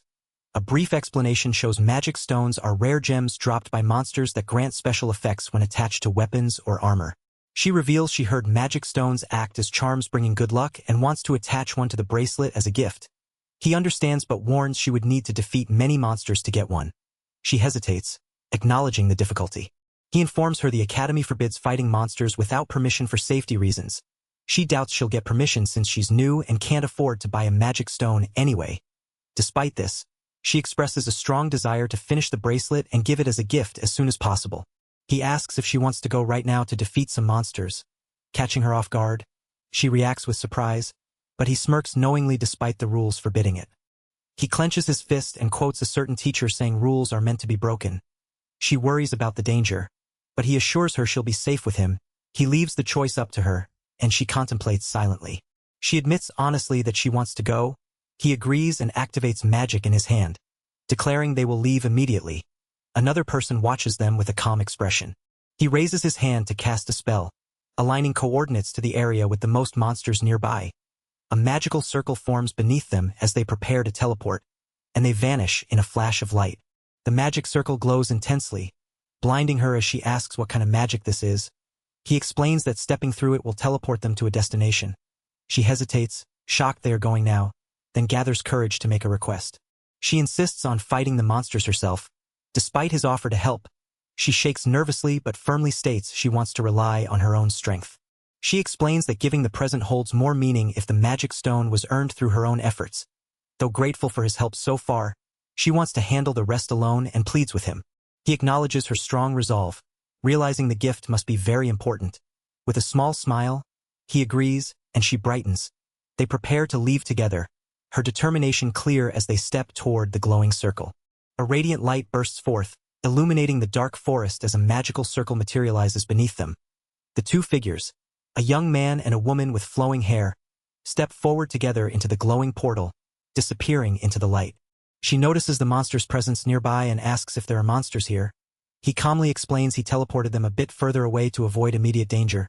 He points toward the direction where the monsters are, and they cautiously approach the forest path. She questions the lack of a road, surprised by the deep forest setting. He notes that not many can come here due to the dense woods, leaving her uneasy but determined. He asks if she thinks she can handle it, and she responds with resolve to do her best. Small creatures like a spider and a caterpillar stir in the underbrush. Heightening the tension, her expression shifts to one of fear and anxiety. Clinging to his arm nervously, she apologizes for her sudden reaction. Admitting she acted unconsciously, he reassures her, reminding her the real battle is still ahead and checks if she is okay, while she remains visibly shaken. She clenches her fist, determined not to rely on him anymore. She forces herself to say she's okay despite her inner doubts. He senses danger ahead and warns her. She nervously asks if this is really what he thinks it is, and he confirms as they hurry forward through the underbrush. They arrive before a massive, dark opening in the forest, and he reveals it is a dungeon. The ominous entrance looms, surrounded by twisted trees and shadows. Thorny, spiked trees encircle the area as they stand cautiously outside. Leaves drift in the air, and both brace themselves, their expressions tense and alert. She admits this is the first time she's seen a dungeon. He explains it is an underground labyrinth, partly natural and partly artificial, as they both gaze at the foreboding entrance.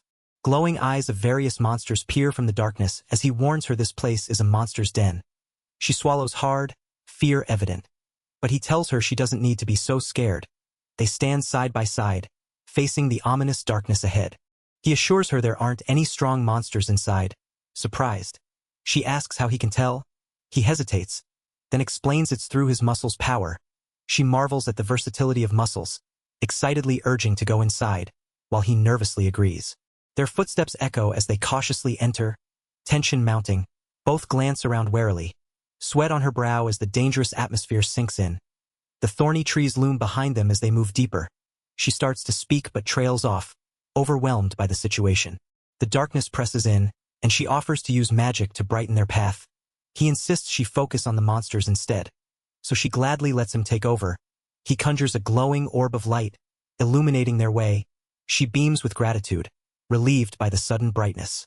Yuri and Era stand before the looming, monstrous tree roots, the glowing orb lighting their path. Era cheerfully claims the light makes her feel ready to fight monsters, asking if he feels the same. Yuri's expression tightens with concern as he urgently warns her not to go any further.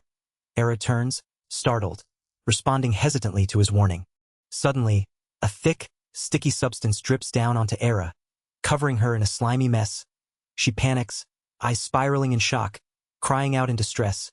Yuri tells her to look above, trying to alert her to the danger looming overhead. They both gaze upward, horrified to see a grotesque, dripping monster clinging to the ceiling.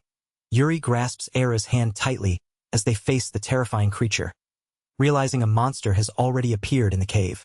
A thick, slimy substance drips down, splattering onto Era and startling her. Yuri calmly identifies the creature as a blue slime, a water elemental low-level monster, warning her of its danger. The slime looms large and threatening before them, its gooey form unsettling. Yuri explains that destroying the slime's core will defeat it, making it the perfect opponent for a first battle. He cautions Era not to let her guard down, reminding her she could still die if careless. Determined, Era clenches her fists and vows to do her best. She warns that if the slime covers her nose and mouth with its goo, she will suffocate while struggling in agony. The grim reality shakes Era, her motivation starting to waver as fear creeps in.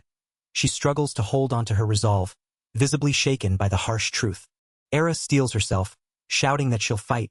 Yuri smiles confidently, assuring her that once she overcomes this challenge, she'll gain more confidence in herself. She begins casting a spell, ready to face the slime with renewed determination. Era launches a powerful fireball spell at the blue slime, the fiery sphere colliding with its gelatinous form and causing a fierce reaction. The slime writhes violently as the flames scorch its surface, but the attack only partially affects it. The slime bursts apart but quickly reforms, revealing its nature as a water elemental monster. Era realizes fire magic isn't very effective against it. The slime advances, splashing water everywhere, causing Era to panic as it threatens to engulf her. Suddenly, the slime splashes onto Era's feet, making her lose balance and fall backward. Yuri watches closely, noting the slime's unusual tactic of attacking indirectly rather than head-on. He senses something is off about the dungeon itself, his concern growing as the battle unfolds.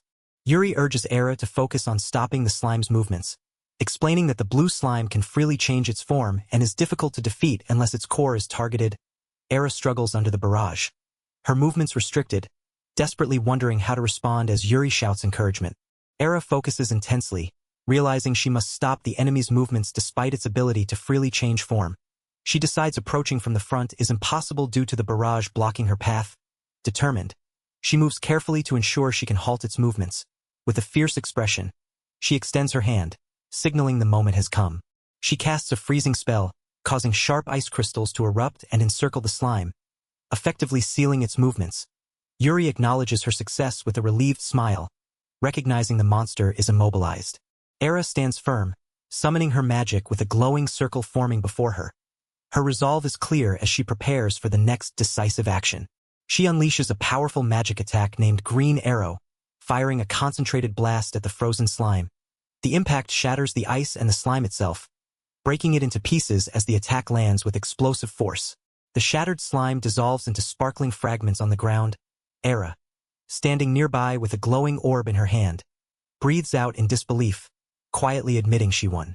A sinister figure in a witch's hat smirks as two captives hang bound by thorny vines. She murmurs that since they won, she must give them a reward. Era and the boy stand in the cavern, startled as a magic stone rolls to the floor. The boy congratulates Yuri, who is shocked and questions why she only defeated one monster. He suggests ending the challenge here, surprising her. The boy senses something off about the low-level monster's strange movements and feels an unsettling presence watching them. Concerned for Yuri's safety, he insists they shouldn't linger and decides to call it a day, urging a swift departure. The girl agrees quietly, noting it's already late. The boy asks if they can teleport right in front of the dorm, and she thanks him for bringing her here. She hesitates, clutching the bracelet tightly, her expression troubled. She reflects on how she couldn't have one without the boy's advice and how he saved her again. Though she has a magic stone to finish the bracelet, she doubts if she can give it to him in her current state. She shakes her head firmly, deciding to wait. Gripping the bracelet tightly, she vows to become stronger. She promises to be of help to him as he protects her, holding out the bracelet as a token of that vow. Together, they step through a glowing portal hand in hand. Meanwhile, the witch-like figure holding a glass of wine remarks on the girl's departure with a hint of regret. She thought foolish adventurers blinded by reward wouldn't come to her.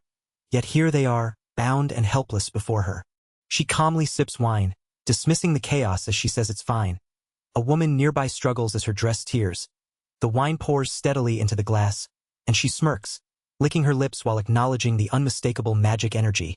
She confirms it's definitely him, whispering that she has finally found Sage-san. The revelation hits hard. She knows the true identity of Guard. A sharp voice calls out to the porter, demanding he walk faster. The former noble, Lotto, who was banished, struggles to keep up, panting heavily as he apologizes desperately. The leader reminds Lotto that he gave him food when he was homeless and even a job, but warns that if he doesn't work harder, he will be banished again. Lotto clenches his teeth, panting and frustrated. Lotto mutters to himself, asserting his noble status despite the harsh treatment. The leader demands an answer, and Lotto stammers a nervous but determined reply, promising to do his best. A girl points ahead, telling the leader to look. The group approaches a dark, ominous entrance in the forest. The leader identifies it as a dungeon, and they prepare to enter, their backs to the shadowy portal. A group of 3 adventurers stands at the forest edge, sensing treasure nearby. One grins, claiming he can smell it, while another nervously clutches a large sack. They agree to split the treasure and eagerly move forward. Suddenly, monstrous creatures attack fiercely. The adventurers scramble to defend themselves as one swings a weapon at a giant horned beast, while another flees with the loot. The battle is intense and chaotic. Exhausted, the leader pants heavily, questioning the dungeon's difficulty as they stand amidst defeated low-rank monsters. Despite the challenge, the group smiles, relieved and proud as they prepare to move on with their haul. The adventurers celebrate their bounty of magic stones. Dreaming aloud about becoming rich, they imagine buying houses. One desires a cozy home with a garden, another a mansion with a canopy bed and butler, hopeful about their future from hunting in the dungeon. One adventurer boasts about building a house downtown, turning the first floor into a tavern with daily parties. Another excitedly declares he wants a luxurious mansion like a castle, complete with a statue of himself at the entrance.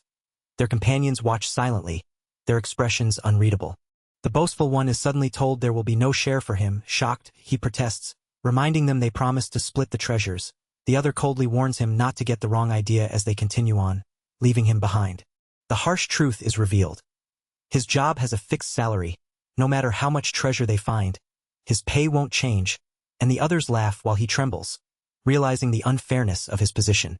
A woman with long hair and sharp nails embraces the man who denied the share, teasing him with a sly smile and calling him a bad man, while he laughs awkwardly, caught between discomfort and amusement.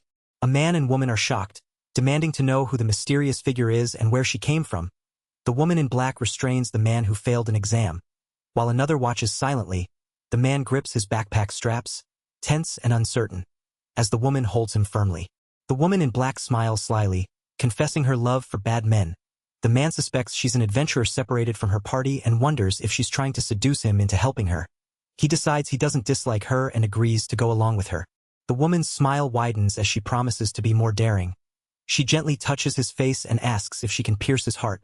The man, intrigued, welcomes her boldness, calling her an interesting woman and encouraging her to try.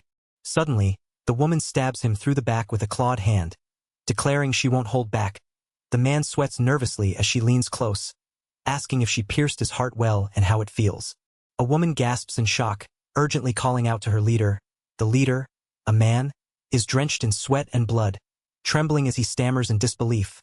Unable to understand why this is happening, the woman in black, grinning wickedly, presses her clawed hand against his face, expressing how much she loves this moment.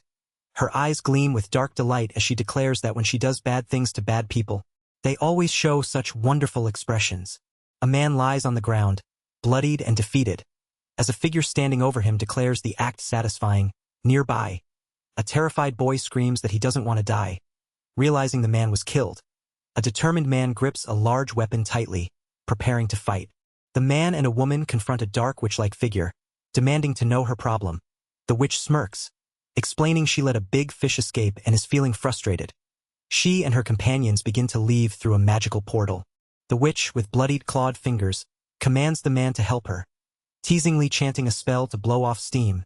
The man grimaces, sweat dripping down his face, while a woman braces herself, ready to defend. The man charges fiercely at the witch, shouting his refusal to comply. He swings his weapon with all his might, determined to resist her command despite the danger. A witch smiles confidently as she conjures a magical circle, causing the tip of a man's spear to vanish mysteriously. The man, sweating and tense, reacts with shock and pain as a woman behind him groans in distress. The woman, injured and bleeding, reveals a broken spear embedded in her chest.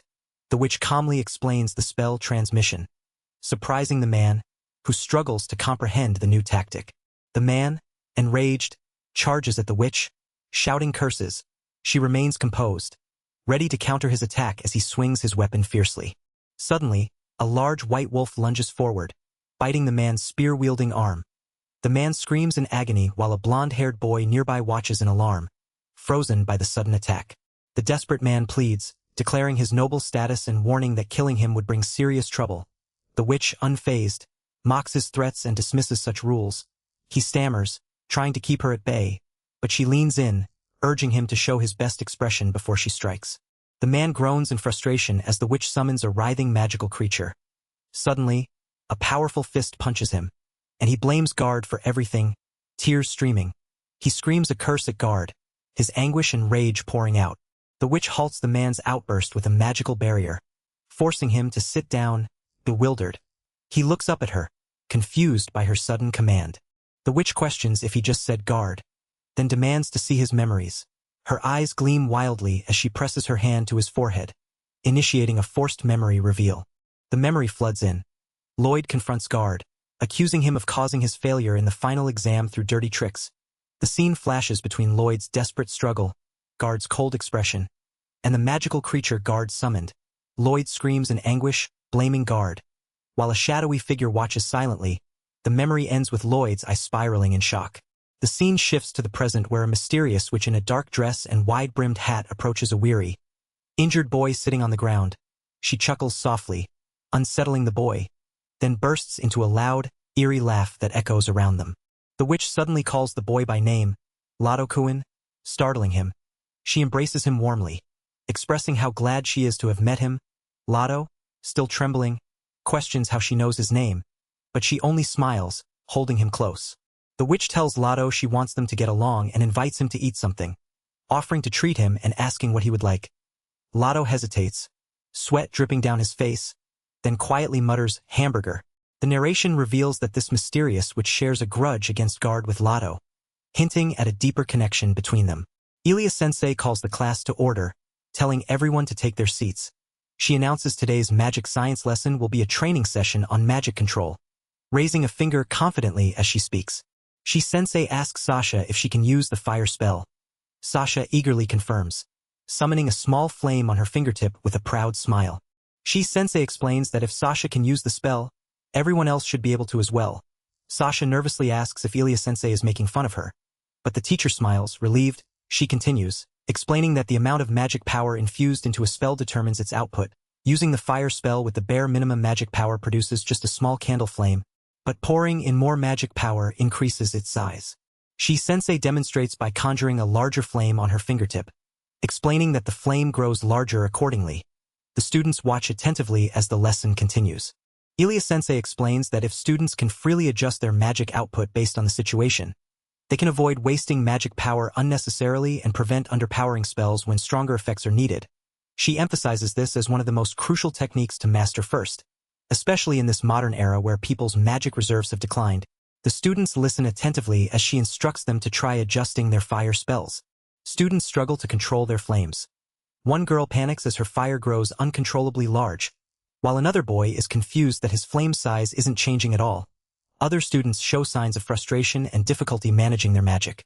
Sensei observes the class, noting that everyone is struggling with magic control, a hard sensation to grasp. She recalls her own tough experience learning it. Moving through the classroom, she encourages a student with a smile, praising their progress. A confident noble girl with braided hair casually manipulates her flame, claiming it comes naturally to her as someone born into a distinguished noble family. She invites others to ask if they want to learn her trick, teasing that she's supposed to be the one teaching. Though she seems to enjoy showing off, Sensei watches nearby, arms crossed, as the class continues. A noble girl with braided hair turns to the boy in front of her, accusing him of being a commoner and the lowest-ranked student. She offers to personally teach him a technique if he swears loyalty as her personal servant. Another girl sharply interrupts, demanding they stop being rude to Guard-san, startling the noble girl. Guard-san smiles confidently, conjuring multiple flames on his fingers, telling the noble girl that her offer is kind, but that he's doing fine on his own. The noble girl sweats nervously, shocked by his skill. The noble girl struggles to respond, her flames flickering as Guard-san maintains control. A third girl nearby smirks, noting that the others are beginning to realize just how incredible Guard-san is. Sensei watches quietly, acknowledging the situation but remaining composed. Guard-san's magic power radiates intensely, overwhelming comprehension. Rumors swirl that during the entrance exam, his magic reserves were immeasurable, and he cast highest-tier magic in rapid succession. A cloaked figure clenches their fist, hinting at deeper intrigue behind Guard-san's overwhelming strength. Sensei, determined as a researcher, insists she must see for herself.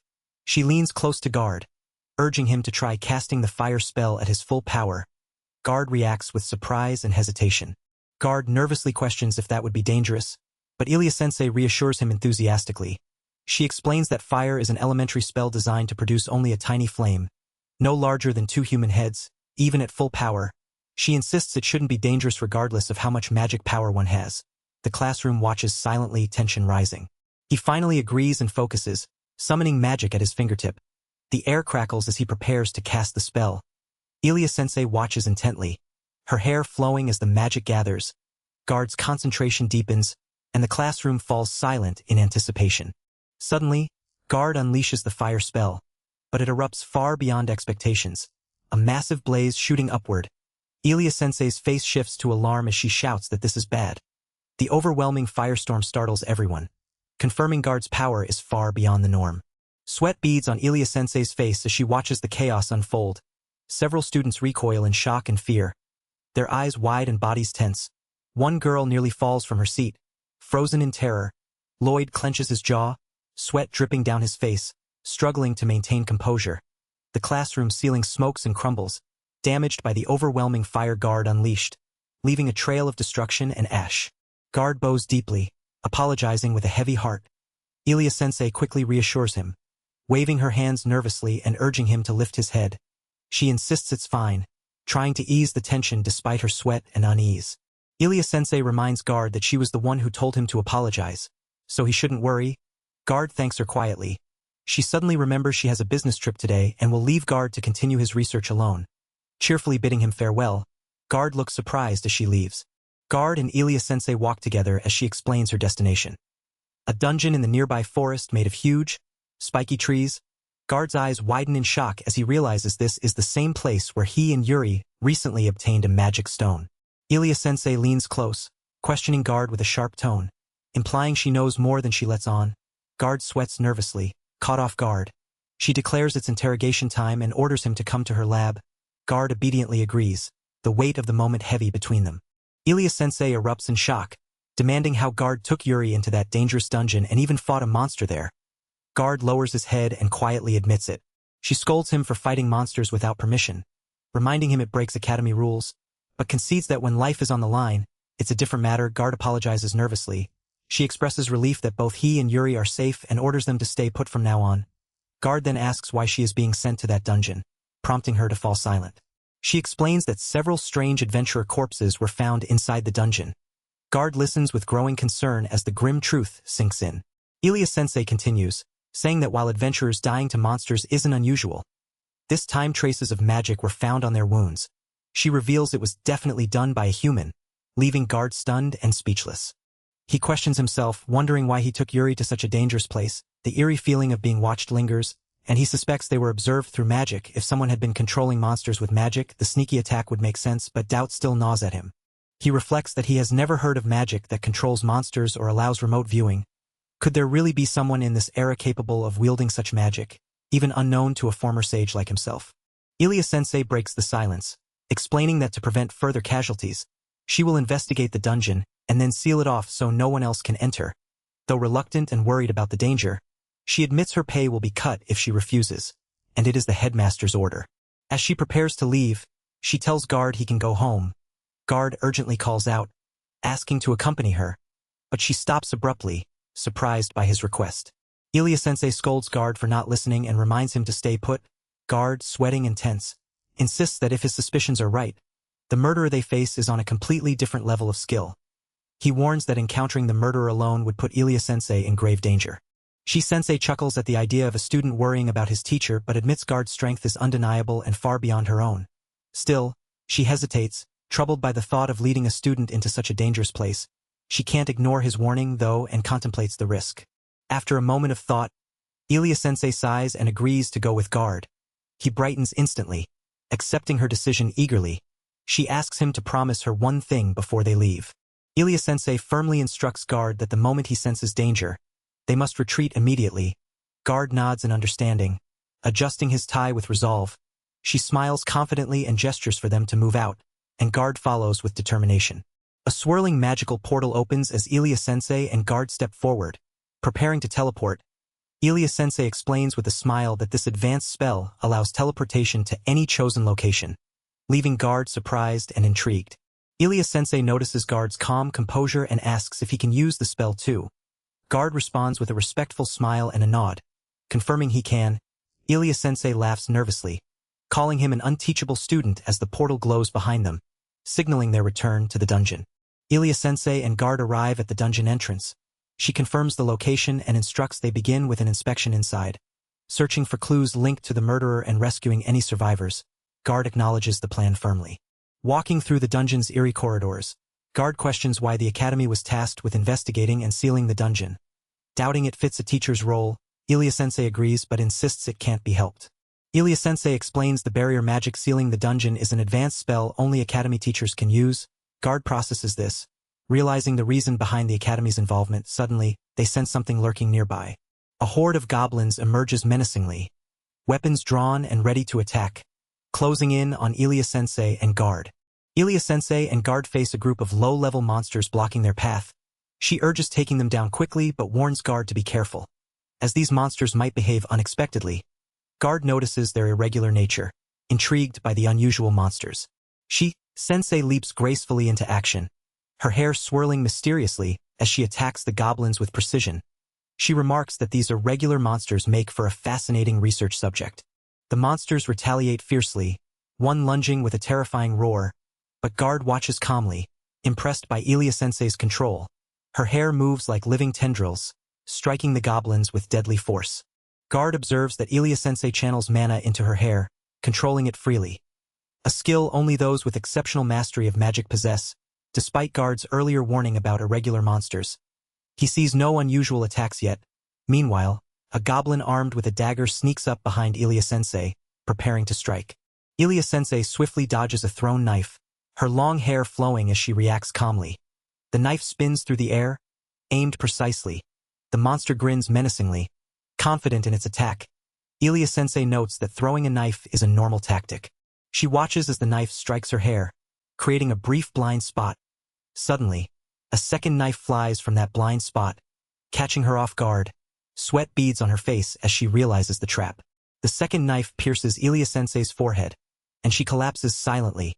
Guard's eyes widen in shock as he rushes toward her. Shouting her name, around them, the defeated monsters lie scattered on the ground. The knife clatters to the ground as Guard approaches, nervously chuckling. Ilia-sensei brushes her bangs aside, revealing a small wound. She reassures him with a faint smile, grateful her long bangs protected her from a more serious injury. Ilia-sensei's hair, infused with mana, toughens enough to stop the knife from piercing her. Lloyd breathes a sigh of relief, glad she's safe. She orders him not to move as goblins close in, insisting they take them down all at once before more tricks come. Lloyd hesitates but obeys. Goblins rush toward them aggressively. Ilia-sensei remains calm, reassuring Lloyd that everything is okay despite the overwhelming threat. Lloyd unleashes a powerful attack called Hair Urchin, striking multiple goblins with sharp, hair-like spikes. The goblins reel from the sudden assault, caught off guard by the fierce counterattack. The goblins scream in pain as the spikes pierce through them, blood splattering. Lloyd stands firm amid the chaos, while Ilia-sensei watches with a relieved expression, quietly exhaling a breath of relief. Ilia-sensei stands confidently atop a pile of defeated goblins, declaring that the threat is taken care of. Lloyd, standing beside her, looks on with a mix of relief and readiness. She playfully urges him to hurry, mentioning she wants to finish quickly so she can groom her hair. Lloyd responds with a determined smile, agreeing to cut down the overtime and move forward swiftly. The monsters in this dungeon are not ordinary, Era confirms, agreeing with Ilia-sensei's observation. Lloyd asks if she felt the same, and she admits the monsters are too strategic for low-level creatures. He guesses they might be controlled by a spell, wondering if that would make sense. Ilia-sensei agrees, saying it felt like facing humans rather than monsters. She admits she has never heard of such a spell and can't imagine how it works. Lloyd questions if he's overthinking it, while Ilia-sensei considers the possibility of someone capable of such magic. The woman speculates it might be someone from an era when magic reached far greater heights than now. Lloyd listens intently, surprised by the idea. She jokes about the real question being how such beings even came to the present time, causing Lloyd to react with a mix of shock and curiosity. The scene shifts abruptly to a man eating at a table, his expression frozen in surprise as he looks up, a faint, unsettling smile spreading across his face. A man sitting alone at a table is asked if he's going to eat, but he declines, telling Lotto to go ahead without him. Apologizing with a smile, he reveals he must handle unexpected visitors, holding up a coin with a faintly sinister expression. Era and Lloyd exchange shocked glances as they face a looming shadow. They stand alert, bracing themselves against the unknown threat emerging before them. The monstrous figure reveals itself fully. A towering, horned demon with a grotesque, toothy grin and massive clawed hands. Era and Lloyd prepare to confront the terrifying creature advancing toward them. Lloyd questions the nature of the monster, recalling that only low-level creatures were expected in this dungeon. Despite Era's suggestion to retreat, he insists they cannot, as the monster won't allow any opening for escape or attack. The demon crashes down with overwhelming force, sending a cloud of dust and debris flying as it slams into the ground. Era is thrown violently backward, screaming as she falls to the floor. Struggling to recover, Era swings her long hair like a whip, creating a gust that propels her forward. She pants heavily, awed by the demon's immense strength. From the dust, Ilia calls out urgently, asking if Guard is all right. Guard stands firm, encased in a glowing magical shield, and calmly assures Ilia that he is unharmed. She watches in shock as he remains unmoved by the demon's brutal attack. Relief washes over her as she acknowledges his strength and safety. He tells Ilia to stay back, promising to take down the demon himself. She reminds him of their promise, and he vows to act carefully without recklessness. With a determined gaze, Guard steps forward, gripping his weapon tightly as he prepares to face the monstrous foe.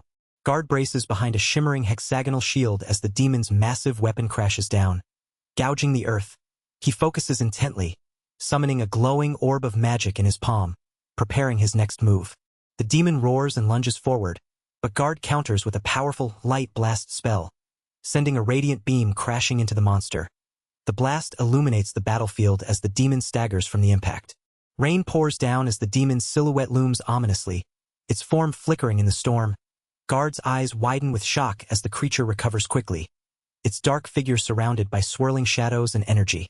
The demon stands unscathed, its terrifying grin wide and unbroken. Guard contemplates the monster's resistance. Suspecting it has a defense against light magic, he channels his power again, determined to find a way to break through. Guard summons a swirling vortex of every elemental magic, launching a devastating attack at the demon.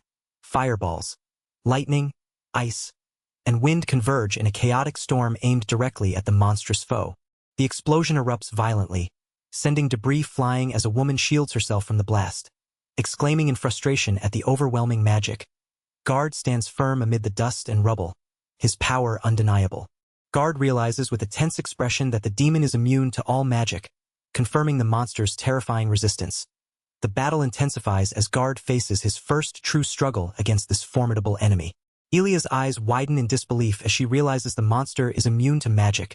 Despite Guard casting a massive amount of magic, the demon stands completely unscathed, its massive weapon raised menacingly. Guard's shield blocks the demon's strike, but he quickly deduces that any magic attack hitting it directly won't work.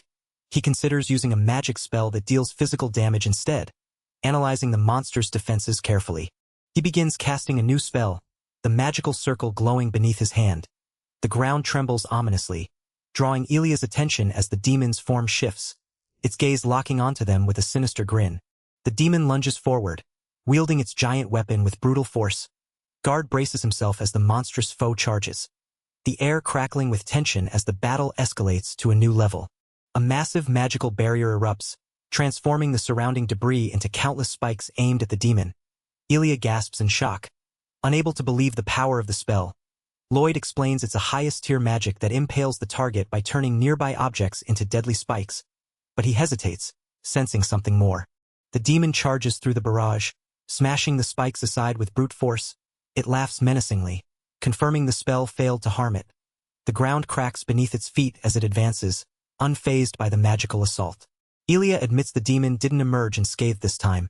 Unlike before, the creature bears wounds and bleeding marks, evidence the spell partially worked.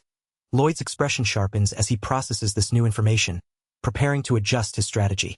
Lloyd deduces the demon's body is as hard as steel, making it impervious to magic lacking sufficient firepower.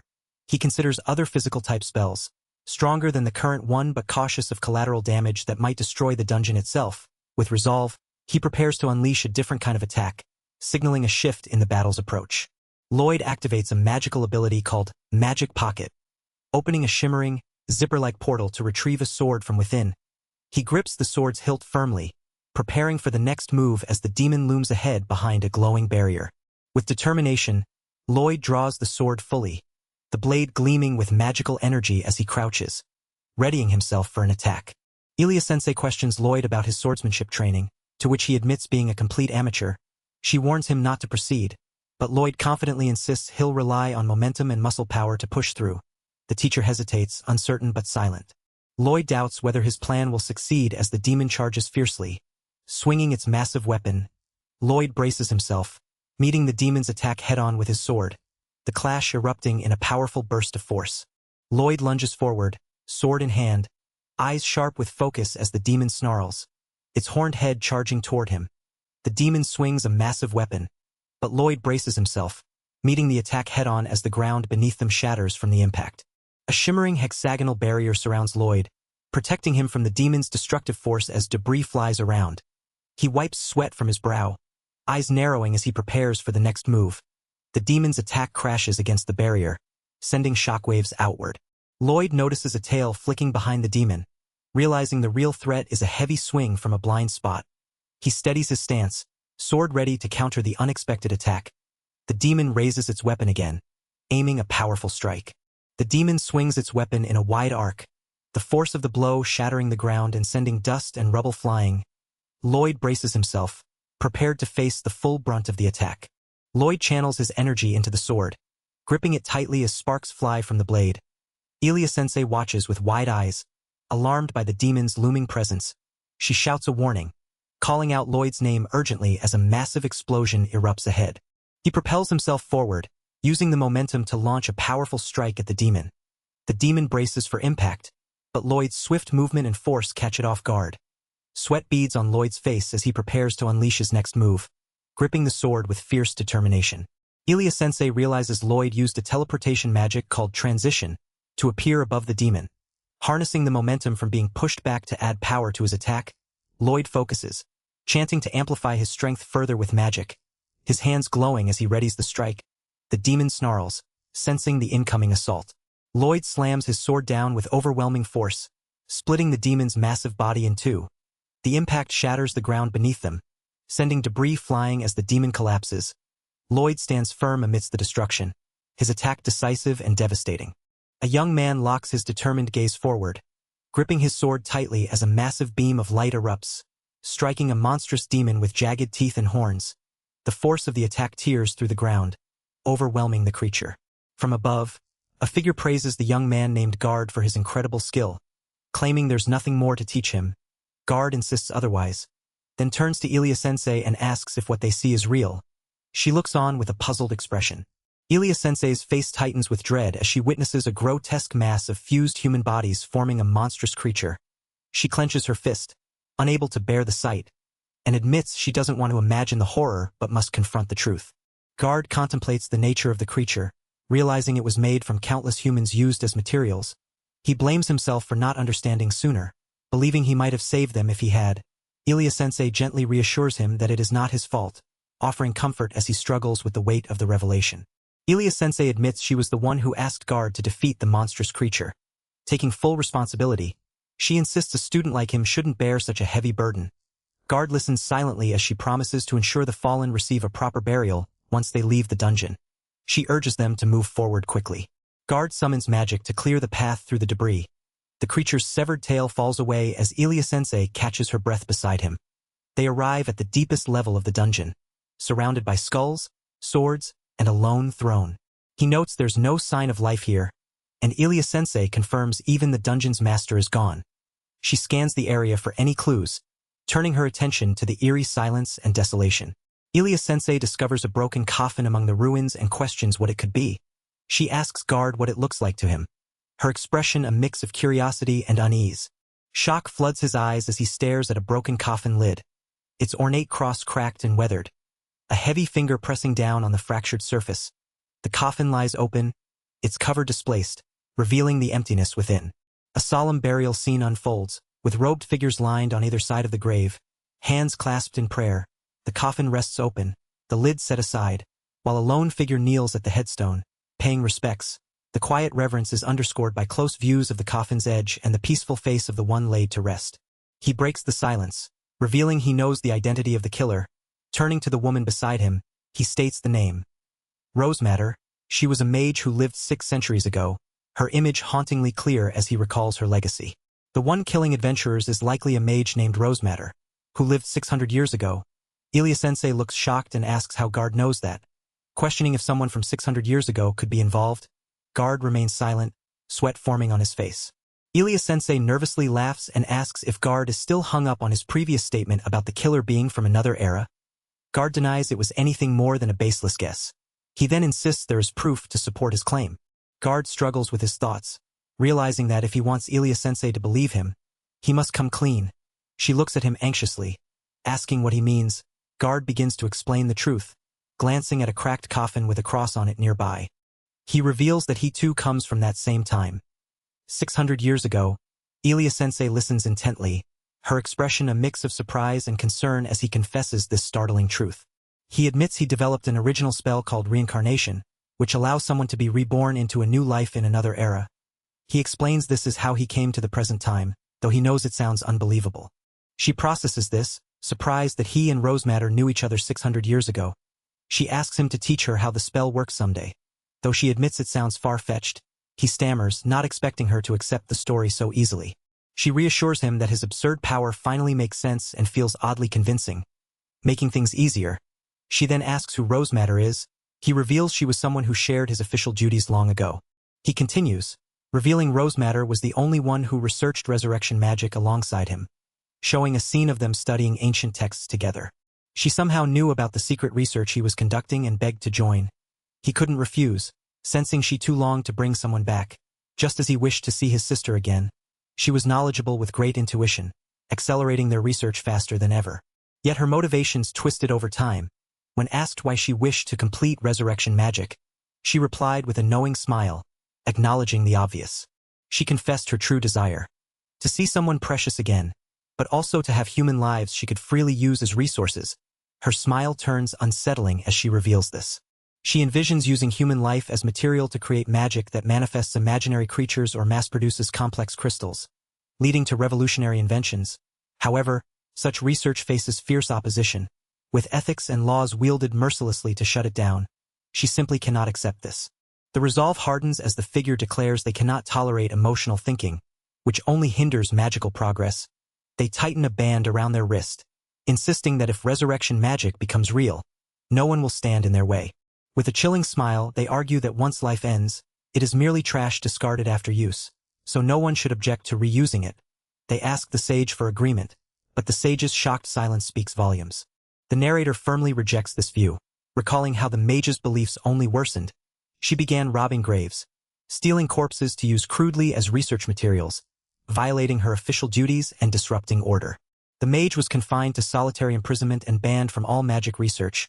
Yet the hatred in her eyes that day left a lasting impression, especially as she vowed that those who stood in her way would face consequences. Not long after that, she took her own life. He considers that she had already reincarnated at that point, walking with Ilia-sensei. He explains that reincarnation magic was born from resurrection research, so it wouldn't be surprising if she had created a similar spell. Ilia-sensei remains silent, troubled. Ilia-sensei asks if he has any other proof that rose matter exists in the present. He confirms, showing a paper with unmistakable handwriting matching hers. The emblem on the coffin matches the one used in her funeral rites. Ilia-sensei acknowledges the high odds that rose matter is indeed here now. He believes the rose matter of today has sunk deeper into malevolent ideology, now seizing not only the dead but the lives of the living without hesitation. Ilia-sensei agrees firmly. He resolves that he cannot let her go unchecked. They vow to stop rose matter's atrocities as her hatred that transcends 600 years closes in. Before leaving the dungeon, Ilia-sensei and Lloyd complete the deployment of a magical barrier. The barrier now prevents anyone from entering the dungeon and repels teleportation magic as well. Lloyd adds another layer to the barrier when Ilia-sensei questions its reliability. He admits the initial barrier wasn't fully reliable but explains that if it's broken, the caster can sense it. He thought it best that both of them could sense any breach to respond quickly. Ilia-sensei accepts this explanation, understanding the reasoning. They share a light moment, with Ilia-sensei praising Lloyd's wisdom as someone living a second life.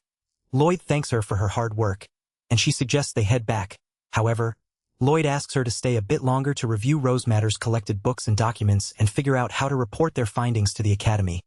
Ilia-sensei agrees without hesitation. Meanwhile, Rose Matter sits alone at a table, holding a glass of wine.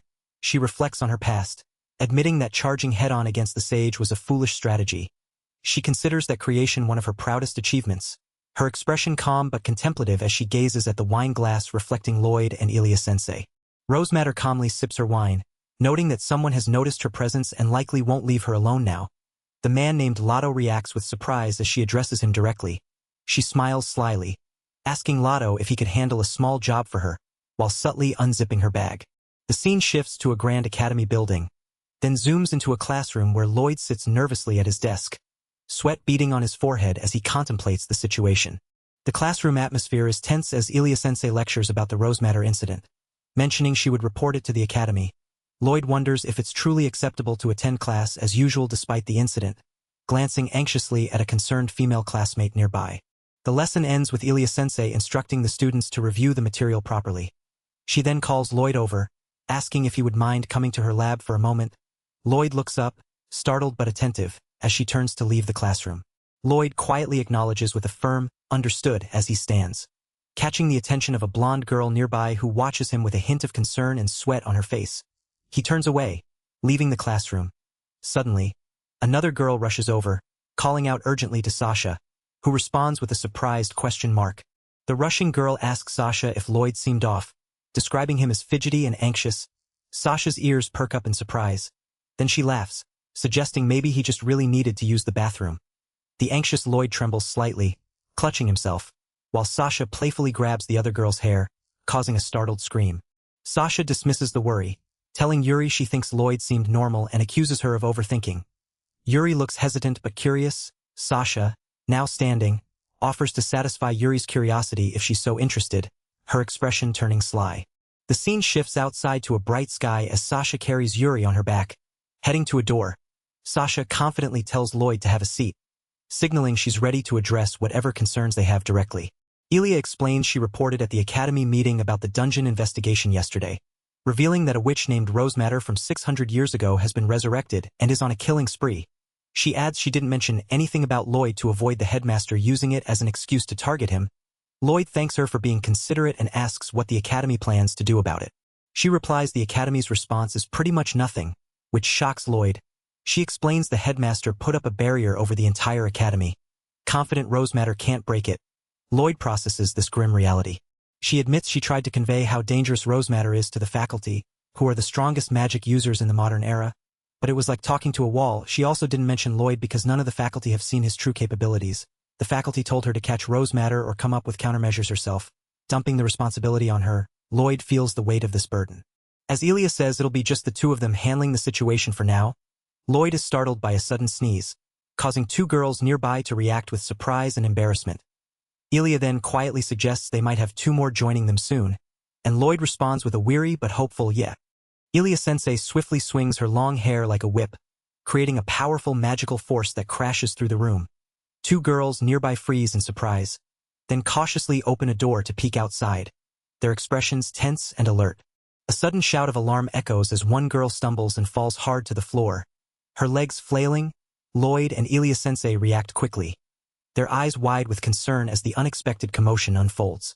Both Lloyd and Ilya-sensei exchange a tense, silent glance, sweat beading on their faces. The fallen girl, Sasha, forces a strained smile and calls out to Yuri, who responds with a nervous laugh. Sasha admits with a weary grin that they've been discovered, while the two stand silently in the library, bracing for what comes next. Two girls bow deeply, apologizing for worrying about Guardkuin. He asks if they were worried about him, and one quietly admits they were. They explain he seemed different today, so they couldn't help but wonder if he was alright. Ilya-sensei asks how much they heard. One girl says it was only bits and pieces through the door. They mention hearing something about Rosematter, a witch who was revived, and that measures needed to be taken. They worry something bad is happening and admit they may be lacking in strength. The two girls step forward, insisting they want to help if there's anything they can do. Their expressions grow serious and determined as they stand beside Lloyd and Ilya-sensei. Ilya-sensei expresses her preference not to involve students, wanting them to focus on their studies to avoid panic or danger. One girl points out that Guardkuin is a student too. Ilya-sensei turns to Lloyd, asking for his opinion since he understands how dangerous Rosematter is better than anyone. Lloyd firmly states his opposition to involving the girls in dangerous places or forcing them to fight. One girl nervously tries to object, but Lloyd warns that aside from him, none of them could stand a chance against Rosematter. He admits he doesn't know what magic or methods Rosematter might use but wants to prepare for the worst. He gratefully accepts their offer to help with anything else and asks for their aid. The girls exchange determined glances, ready to support him. Ilya-sensei urges Lloyd to consider the worst-case scenario, questioning if Rosematter is truly that terrifying even given his skill. Lloyd insists they must be prepared for every possibility. The girls, Yuri and Sasha, respond with a resolute yes, as they pledge their strength to him. Sensei asks Lloyd what exactly he plans to have the girls do. He pauses thoughtfully before beginning to explain. The scene shifts to the academy building under both day and night skies, signaling the passage of time as plans take shape. Exhausted, one girl leans on another. Admitting it was a lot to take in, Lloyd asks if she'll be okay, and she vows to do her best and prove herself. The supportive girl smiles knowingly, telling Yuri she understands what she really means. Lloyd expresses happiness just being able to help someone, walking alongside the two girls. One girl playfully grabs the other from behind, teasing her about being happy to help Lloyd. The embarrassed girl protests, but the teasing continues as she's carried off. Lloyd watches, sweating nervously, while the teasing girl firmly thanks him. Lloyd reflects on never having had a friend who treated him as an equal or worried about him before. He feels fortunate to have such good friends and expresses gratitude for their help. The girls respond warmly, calling out to him with smiles. As the girls run ahead, Lloyd mentions Yuri hopes to be more than just a friend. One girl quickly covers Yuri's mouth to silence her, prompting Lloyd to decide they must seal that mouth before dealing with the witch.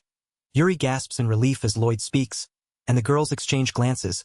Lloyd then tells them there's something about witches that's been bothering him.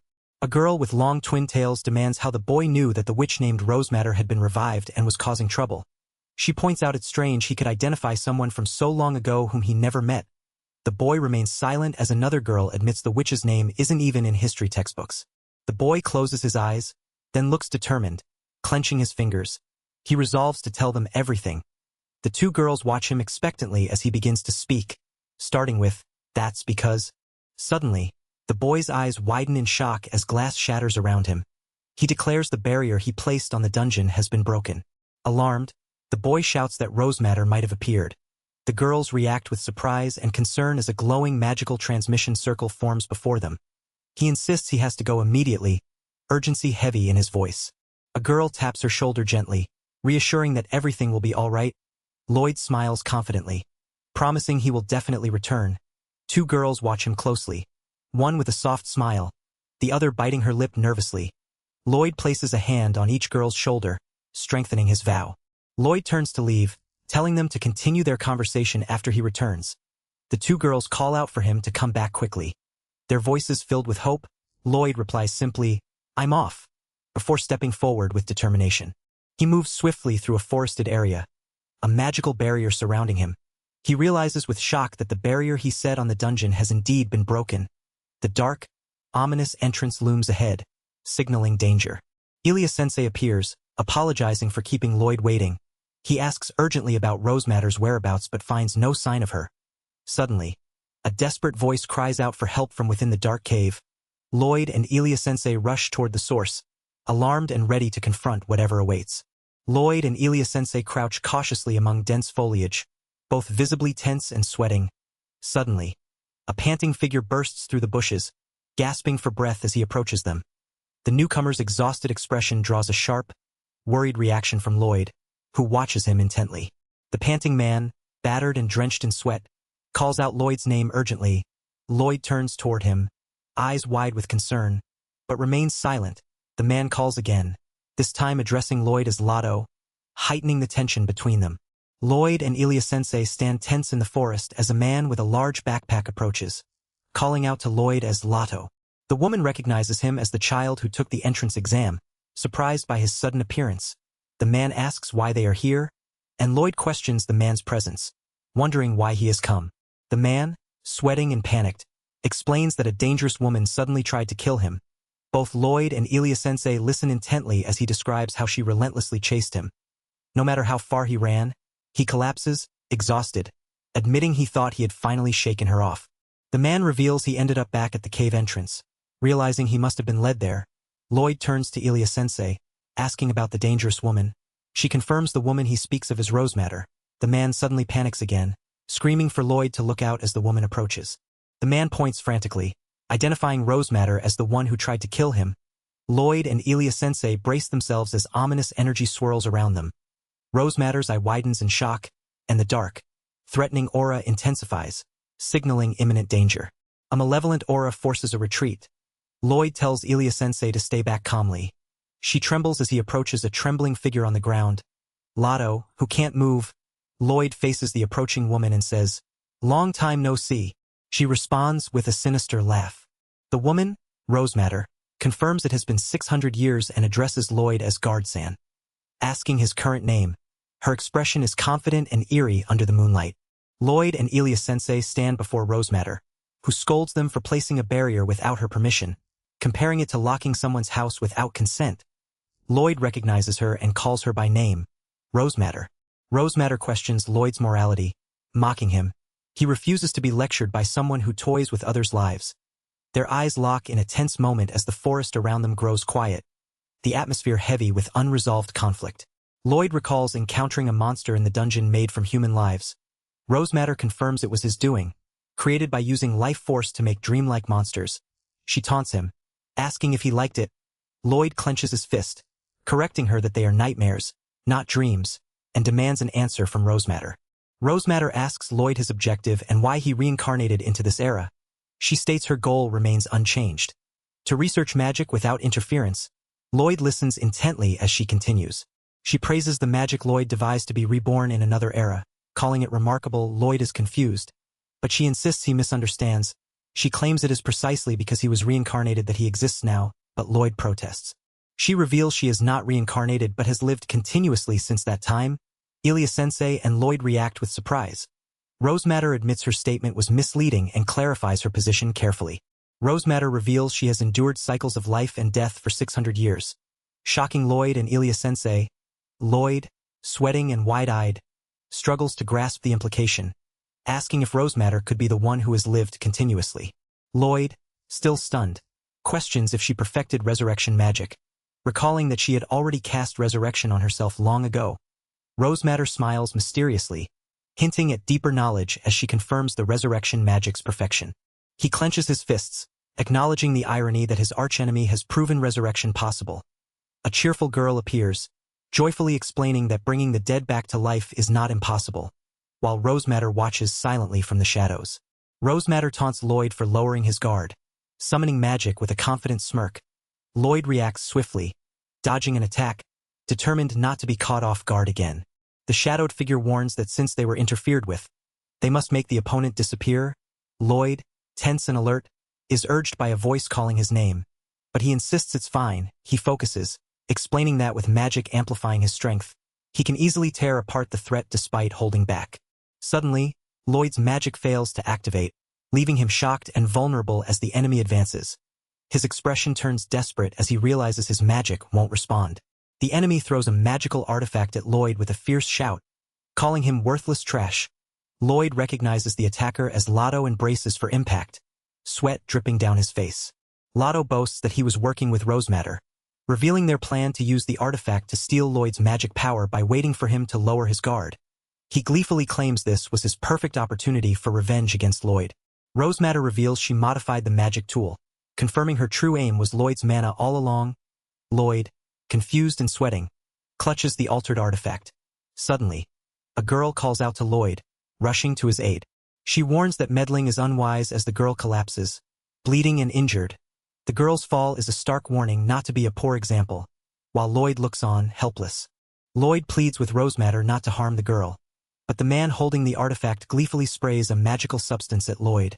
Forcing him down, Rosematter watches with a cold gaze as the attack lands. The man mockingly bids farewell to Rosematter, standing over the fallen Lloyd as thorny vines rise around them, sealing Lloyd's fate. The man grins wickedly, holding the smoking artifact tightly, while the woman beside him smirks confidently. Nearby, two figures lie unconscious on the grass, one with long hair and the other with dark hair, both motionless and vulnerable. The woman raises the artifact high, marveling at the overwhelming surge of mana emanating from it. She declares the magic tool is screaming with power and promises to create the most powerful, unrivaled servant once she fully harnesses it. The man crouches beside the fallen dark-haired figure, ready for what comes next. The woman, eyes wide with manic excitement, proclaims that no one will ever stand in her way again. No matter who they are, she laughs wildly, calling this moment the ultimate ecstasy. The man roars fiercely, preparing to strike down the dark-haired figure lying helpless on the ground. The man punches the dark-haired figure violently, who lies defenseless on the grass. He taunts the fallen figure, asking if it hurts, but admits the pain in his heart is even worse. Kneeling beside the injured figure, he struggles with his emotions, blaming himself for the situation. He recalls being humiliated in front of everyone and kicked out of his house by his father. His clenched fist shakes with rage as he screams that his life was ruined, declaring it's now his turn. As he lunges forward, he tries to finish his threat, but suddenly vomits violently. A figure in a cloak watches from a distance as the attack falters. The cloaked woman, battered and bleeding, steadies herself with a grim smile, urging her body to hold on despite the pain. She notices the stunned gaze of the man she attacked, surprised he can still move. She swings her long hair like a whip, wrapping the two men in its coils, forcing them to the ground. Both lie injured and immobilized as she stands over them, breathing heavily but determined. The cloaked woman chants a spell, creating a glowing magical circle that envelopes the bound man as she commands, "Transmission." She steels herself with a determined expression, then begins to move away, urging, "Let's go home, guard." As the portal activates behind her, the bound woman's eyes widen in shock as the cloaked mage raises her hand, casting a powerful spell. The bound woman struggles fiercely, swinging her hair like a whip, but the magic pulls her away, leaving her helpless. The bound woman coughs up blood, her face bruised and battered, as she is forcefully dragged through the air. Both she and the bound man are thrown violently, landing hard on the ground. The magical portal flickers nearby as their captor escapes. The cloaked mage unleashes a final burst of magic, sending a radiant wave crashing forward. The bound woman collapses to the ground, tears streaming down her face, overwhelmed but alive, while the mage disappears through the portal, leaving the scene behind. The battered woman suddenly lunges forward, her hair whipping violently like sharp blades. The cloaked mage focuses intently, casting a spell with a determined gesture. The woman's eyes widen in shock as claws emerge, poised to strike. She braces herself, bloodied and desperate, as the attack closes in. The injured woman accelerates with a burst of speed, catching the mage off guard. The mage's eyes widen in surprise, questioning why she suddenly got faster.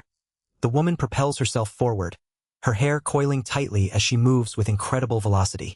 The woman reveals her technique, hair sprinter, explaining how she hardens her hair into spring-like coils. She launches herself with elastic energy, propelling forward at astonishing speed. The coils twist and spin, turning her hair into a powerful weapon of movement. The woman grimaces through the pain, pushing herself toward a glowing magical portal. The mage reaches out, casting a spell to stop her escape. Both battered figures race toward the portal, the woman desperate to return home as the mage pursues, determined to prevent their retreat. She commands her arms and legs to move despite the pain, urging herself not to stop even if they tear apart. Clutching the injured Lloyd, she declares risking her life for her students is the true duty of a teacher, determined to give them a future. Holding Lloyd tightly, she propels forward at incredible speed, the spring-like coils of her hair twisting behind her as she races toward the portal. The background blurs into streaks of motion, emphasizing their desperate escape. As she nears the portal, a glowing magical circle forms behind her. She releases a burst of energy, sending a powerful beam shooting forward, cutting through the space ahead. Two figures watch silently from the forest's edge, the woman in a witch's hat and a man beside her, both bloodied and tense. The man whispers that it looks like they got away, their expressions heavy with concern and frustration. The man asks if she's not going after them, but the woman in the witch's hat firmly replies no. She explains the magic tool has reached its limit and she must prepare another vessel quickly. She reassures him that even if they leave the others alone, they won't be able to do anything. She reminds him she modified the magic tool, implying their enemies are effectively neutralized for now. Under the moonlit sky, it's revealed that it's not just his mana at play, but something taken from him. The scene shifts to a grand castle as two girls watch a glowing screen, one asking if it's Guardcoin. A hand flips a light switch, illuminating a room where the two girls stand over two injured figures lying on the floor. They quietly welcome Guardcoin back, their expressions a mix of concern and relief. Shock and horror fill the girls' faces as they rush to the injured. One demands to know what happened, eyes wide with panic. They see the terrible injuries inflicted, the damage severe and horrifying, as one girl clenches her teeth in distress. A determined girl insists she'll take Ilia-sensei to the infirmary, struggling to steady herself as she carries the injured teacher. She urgently orders Yuri to look after Guardcoin, who lies unconscious on the floor. Yuri, though shaken, agrees immediately, kneeling beside Guardcoin. She desperately pleads for him to wake up. Yuri continues to beg Guardcoin to return to consciousness, tears streaming down her face as she admits she still hasn't been able to give anything back to him. Her voice cracks with emotion, and she collapses to her knees, overwhelmed by the situation. Guardcoin remains unresponsive, a single tear falling from his bruised face. Suddenly, Guardcoin stirs, rubbing his eye as he wakes. Yuri, tears still in her eyes, breathes a relieved thank goodness. She anxiously asks if his facial wounds are all right and if he feels any pain elsewhere. Guardcoin remains silent, processing the moment. Guardcoin finally speaks, his voice quiet and filled with confusion as he asks, "Who are you?" Yuri's expression shifts to shock and disbelief. The realization dawns that what was taken from Guardcoin wasn't just his mana. The question hangs heavy. Has Guardcoin lost his memories? A quiet confirmation follows, most likely. He neither remembers the speaker nor himself, and he seems unaware of why he is here. A tense silence fills the room as the weight of this realization sinks in. Attention shifts to Ilia-sensei, gravely injured and unconscious, with no clear timeline for her recovery. The injured teacher lies still as concern grows. Guardcoin mentions a witch named Rosematter might have appeared, hinting at a new threat. The two girls contemplate the possibility that this witch could have defeated both Guardcoin and Ilia-sensei, a scenario they cannot dismiss. The thought of their being outmatched unsettles them deeply. Outside, they stand together, uncertain and burdened by what to do next. The scene abruptly changes to a grand castle where a man announces the start of the first exam period. Spellcasting, participants will face an obstacle course involving rolling giant balls, hurdles, and athletics. The gathered students, including Lloyd and others, prepare themselves, their expressions serious and determined. The instructor warns that the obstacles are meant to be cleared with magic, and their difficulty may exceed what the students are used to. He encourages them, confident they can overcome the challenge if they perform as usual. Two students exchange determined glances as a foot steps forward, signaling the start. The exam begins with a massive rolling boulder barreling down the course. Students scramble to avoid it, shouting in alarm. One student braces, casting a protective magical barrier to halt the boulder's advance. The next obstacle is a towering wall of ice, far too high to climb normally. The students hesitate, unsure how to proceed. Ilia-sensei advises them to adjust their magic output carefully to avoid wasting mana. One student contemplates the challenge, knowing a full power flame spell could carve a path but would exhaust their mana too soon. A student unleashes a dispersed fireball spell, reducing the output to conserve energy while attacking the ice wall. The flames strike the ice, creating openings. The student thanks Ilia-sensei for her guidance, relieved to still have plenty of mana left as they prepare to advance. The athletics challenge begins with a daunting obstacle of swinging iron balls. Two students question what kind of spell could overcome this. Doubting their chances, one urges to focus on stopping the enemy's movements first. A determined student summons a glowing magical circle, preparing to act. She casts a powerful freezing spell, commanding the obstacle to freeze solid. Ice rapidly spreads, halting the swinging balls in place. Her intense gaze shows full concentration as the spell takes effect. The frozen obstacle stands still, and the student confidently strides through, shouting a victorious cry. Onlookers marvel at the overwhelming mana she wields to freeze everything. A fellow student admits the hard work it took to build the obstacle, now effortlessly bypassed. The examiner calls for the next participant to proceed. Attention shifts to a young man clutching his side, drawing whispers among the crowd. Despite being ranked at the very bottom, he impressed everyone with his fire magic previously. Observers express hope he might surprise them again, while a senior figure agrees with their assessment. The examiner recalls being left speechless by the young man's magic during the entrance exam and expects him to surpass those feats again. With a fierce grin, he challenges the student to show a peerless spell that will make him faint. The command to take positions is shouted, and the battle begins as the young man and his opponent rush forward, a glowing magical circle forming ahead. A massive boulder suddenly appears, crashing down the path. The young man remains focused, eyes shadowed, as the examiner watches intently, intrigued by the unfolding challenge. The student assumes a determined stance, signaling his intent to unleash a powerful spell. Observers note his extraordinary resolve, guessing he plans to blast the boulder with an exceptional spell. The young man steadies himself, preparing to strike as the tension builds. Sweat drips down his face as he struggles, sensing something wrong. He cries out in pain, realizing something is off just as the boulder hurtles toward him. The examiner reacts with surprise as the boulder speeds forward, closing in rapidly. The young man and two girls brace themselves as a powerful force swirls around them. One girl urgently commands Yuri to take care of the incoming rock, and Yuri responds with determined resolve, preparing her spell. A massive magical arrow, named Green Arrow, shoots out with explosive force, shattering the ground and sending debris flying as it strikes the target. The trio crouches behind a protective magical barrier, shielding them from the destruction. An older man anxiously asks if they are all right, demanding to know why the young man didn't use his magic to easily clear the threat. The young man looks shaken, unable to answer immediately. A girl quickly explains to the older man that Guardsan has been feeling unwell since the previous night but forced himself to attend. Showing his earnestness, the older man softens, acknowledging the effort and advising him not to push himself too hard. Guardsan moves toward a concerned woman who calls out his name. One girl anxiously asks if he was hurt, and he assures her he's all right. He admits trying to use magic like everyone else, but it was useless. Bowing deeply, he thanks them for protecting him earlier. Overwhelmed, he confesses he was frightened for a moment and expresses deep gratitude for being saved.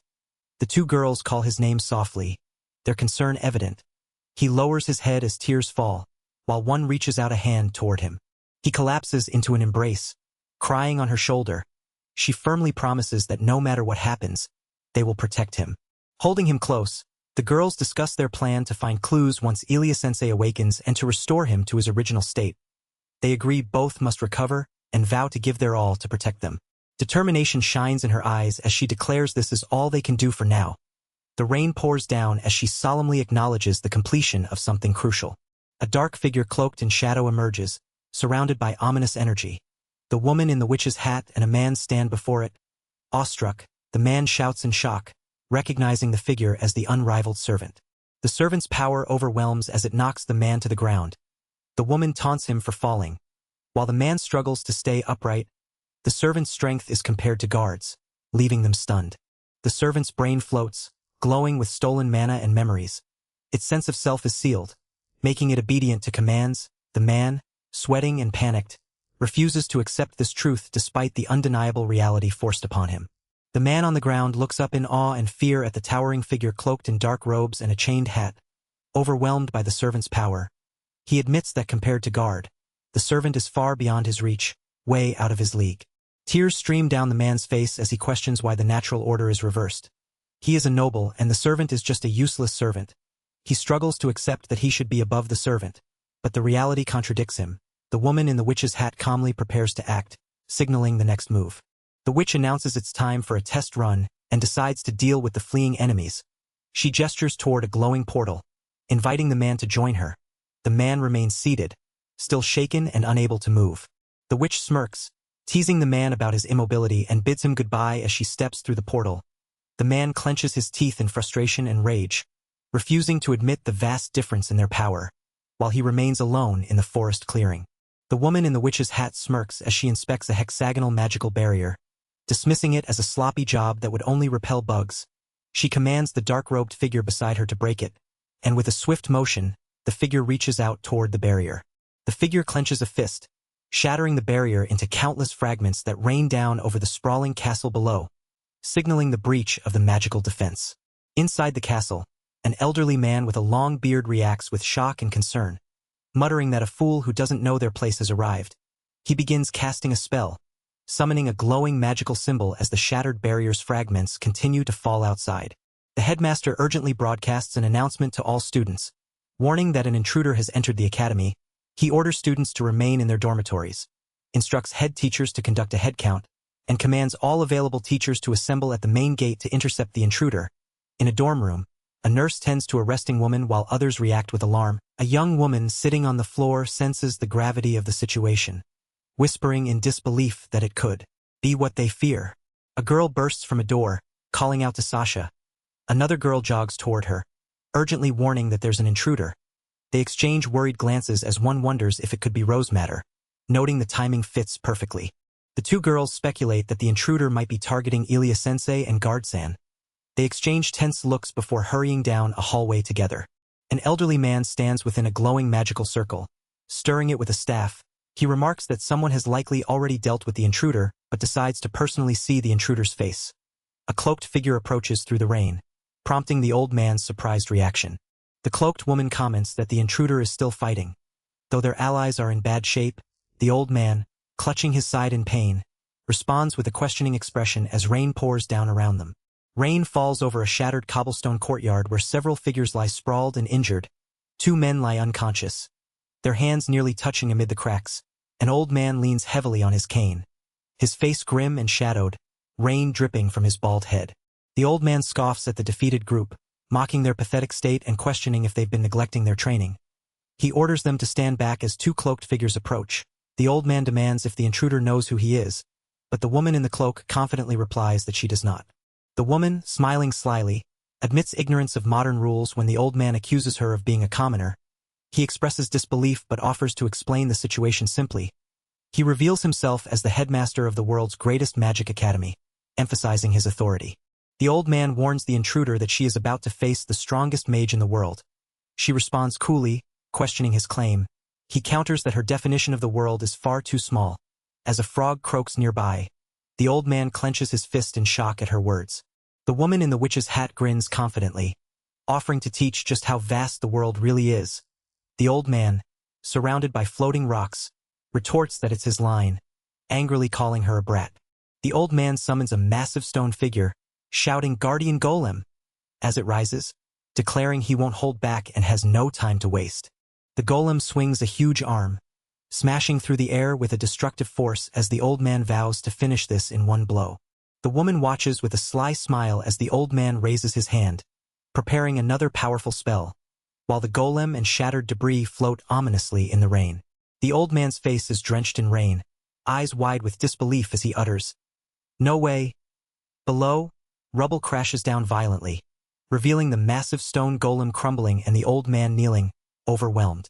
The woman in the witch's hat praises the old man, calling his performance as expected, and congratulates him with a smile. The old man trembles on the ground, while she muses about carving a few more wrinkles into his face, her tone teasing yet ominous. The woman suddenly unleashes a devastating spell, a swirling dark orb exploding with force. The old man desperately pleads for her to stop, but she commands him to watch as she declares the academy will turn into a pile of rubble. His scream of "Stup feet" echoes in desperation.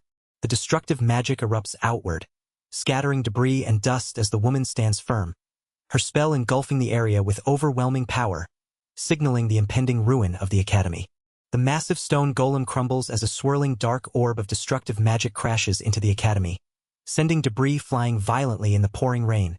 The woman in the witch's hat smiles with a mix of triumph and curiosity, while the old man watches in stunned disbelief, sweat and rain mixing on his face.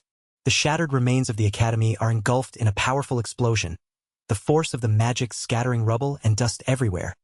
The woman's expression shifts to one of shock as she notices something unexpected amid the destruction. She turns, eyes sharp and focused, realizing the powerful barrier magic that deflected her spell. She wonders who could have cast such a formidable defense, her gaze narrowing as she contemplates the possibility.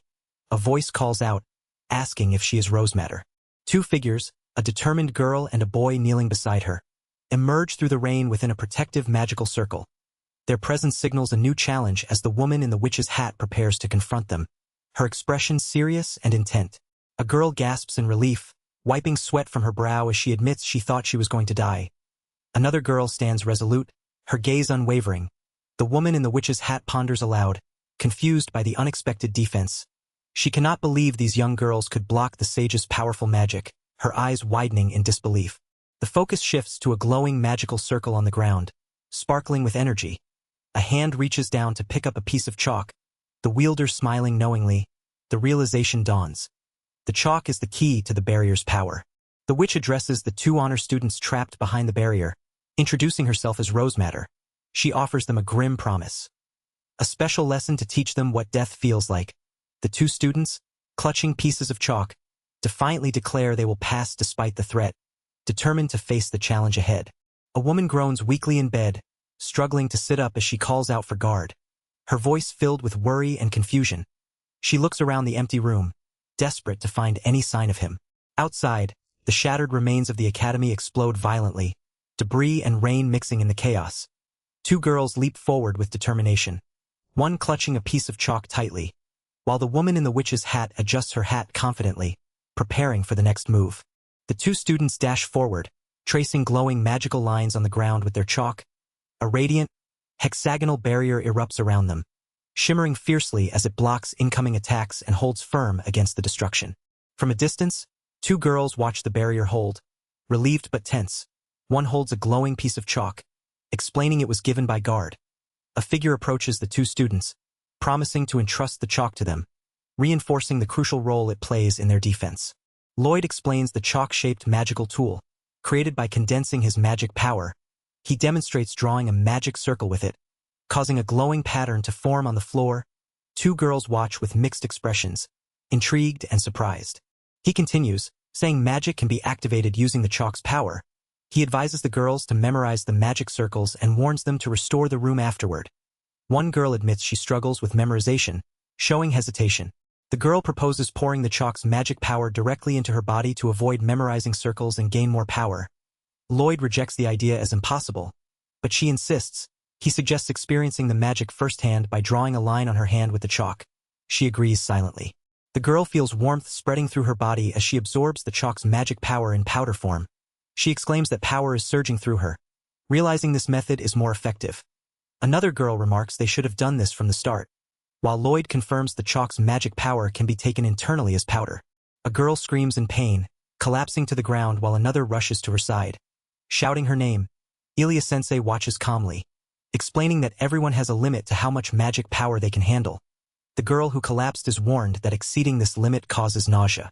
The injured girl and her companion look shocked as Ilia-sensei warns that overdoing magic power can be fatal. Lloyd holds the chalk, explaining its magic power is enormous and exceeds their limits. He stresses that the chalk's power must be used without absorbing it into their bodies. The girls listen intently, one finally understanding the danger.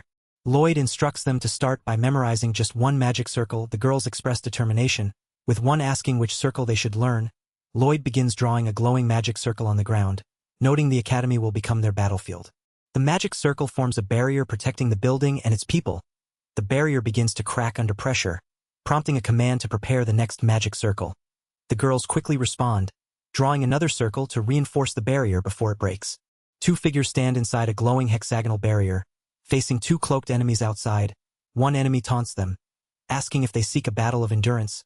The other enemy smirks, calling that boring, and threatens to smash the barrier so hard it won't hold. Massive pillars of fire erupt upward, engulfing the area in intense flames as the magic circles above rain down power. The two girls inside the barrier watch in shock and alarm as the inferno rages.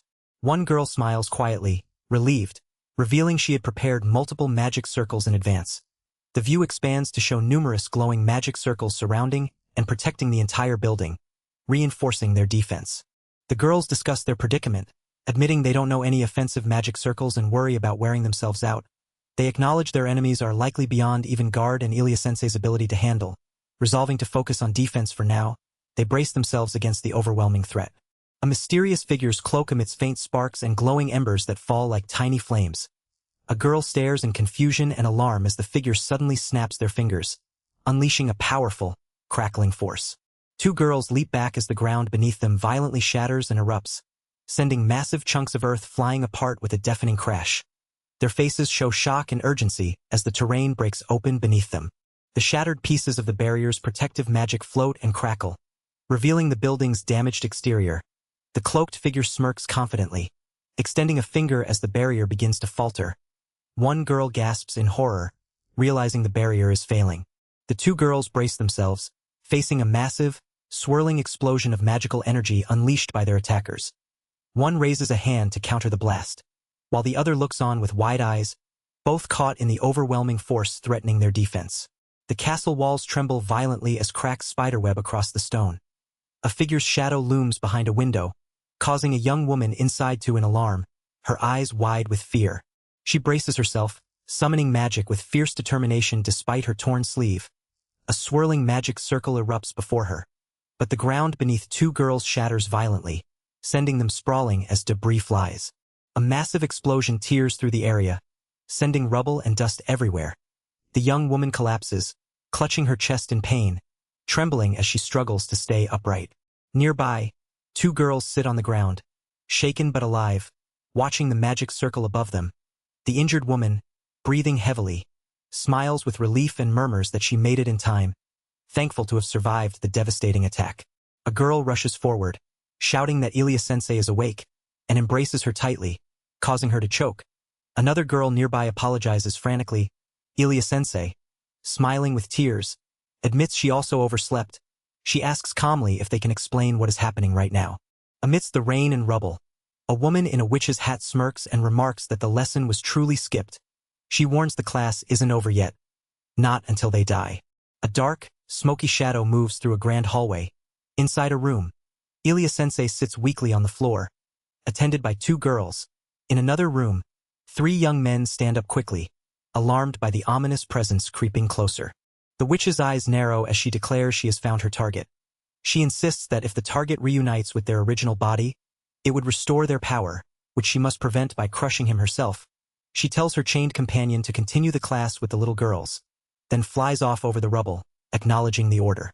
The witch, standing over the trembling headmaster trapped in rubble, apologizes for leaving him alone but demands he watch the academy's collapse from the front row. The headmaster panics and pleads for her to stop as a massive magical hand begins to rise. A hulking ogre-like creature grips a huge spiked club, looming ominously over the headmaster who groans in fear. The creature swings its weapon down with crushing force. The ogre smashes its club into the rubble, sending debris flying violently as the academy crumbles further under the relentless assault. Away from the destruction, three girls discuss Guard's safety and his lost memory. One explains the magical tool stole both his memory and magic power, while another recalls Rosematter's plan to create a servant using Guard's power. The chained figure, eyes wide with fear, acknowledges the terrifying possibility. The cloaked servant crouches amid the rubble, its chains rattling ominously nearby. The group debates the idea of turning Guard-san into a servant, confirming the servant's identity. A determined girl recalls the servant using the same magic Guard-kun displayed during the entrance exam, emphasizing the servant's terrifying strength. Another warns that if the servant matches Guard's power, they must hold up a barrier to survive. Suddenly, a protective shield materializes as the group braces for impact. The barrier shatters under the servant's assault, forcing the group to dodge the debris. One of them, startled, recognizes Yuri's timely intervention. Yuri's fierce expression contrasts with the servant's relentless attack, as the group regroups behind the broken shield. Yuri condemns the use of kind Guard-san as a tool for slaughter, calling it absolutely unforgivable. She urgently asks Ilya-sensei and Sasha-san for their strength, revealing she has a plan to try something against the servant. The servant looms ahead, ready to strike as the group prepares for their desperate counterattack. A massive magical force shatters the ground as three girls flee the collapsing ruins, one carrying another in her arms. The youngest shouts at Yuri, demanding to know what she intends to try against the monstrous servant. The eldest girl, breathless and tense, calls the creature a monster. Yuri explains that raindrops hitting the servant's chained body evaporate instantly, revealing an abnormal heat. She points out that even if the creature endures because it's a monster, the extreme heat is unnatural and would kill a normal human. The group listens intently as she tries to deduce the cause. The servant, cloaked and chained, stands amid the rubble, emitting visible heat waves. Yuri theorizes it has reached its magical power capacity limit. The others react with surprise and realization, understanding the significance of this limit. Yuri continues, explaining that exceeding one's magical power limit causes the body to scream in pain, nausea, and rising temperature. She imagines if an enormous amount of Guard's magic power was forcibly stuffed into the monster, pushing it far beyond its limit. The extreme heat makes sense. The group nods, grasping the truth behind the servant's condition. A girl quickly refutes the idea of cooling the monster down with water magic, insisting that's not the solution. Instead, she explains they force the monster to absorb more magic power until its body can no longer endure it. She begins to clarify this method further. She reveals they strike the monster with chalk infused with massive magic power.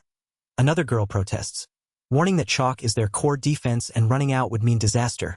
The first girl acknowledges the risk but stands firm. The group turns to Ilya-sensei for her opinion. She grimly admits that if they keep defending this way, they will eventually run out of chalk. A third girl anxiously asks how many sticks remain. Two girls reveal they only have 3 sticks left between them. With one holding just a single stick, the tension rises as supplies dwindle. The scene shifts to the monster's surroundings as one girl declares that if they are going to try their plan, now is their only chance. The monster's magical barrier glows intensely while the girls prepare to act, encircled by a protective aura, facing the chained, heat-radiating servant. A determined girl conjures a swirling ball of intense magic energy, shouting the spell name as the chained figure faces it. The magic ball hurtles forward with explosive force. The chained figure counters by unleashing a fiery blast from his hand, clashing with the incoming magic. The girl braces behind a protective magical circle as the two forces collide. Another powerful spell, a glowing projectile called Green Arrow, shoots toward the chained figure, who dodges swiftly. The figure retaliates with a swift strike, but the magic projectile continues its path. A woman steps forward, declaring she won't let the enemy escape. The chained figure is hit by a radiant explosion as the woman and 2 others prepare to defend.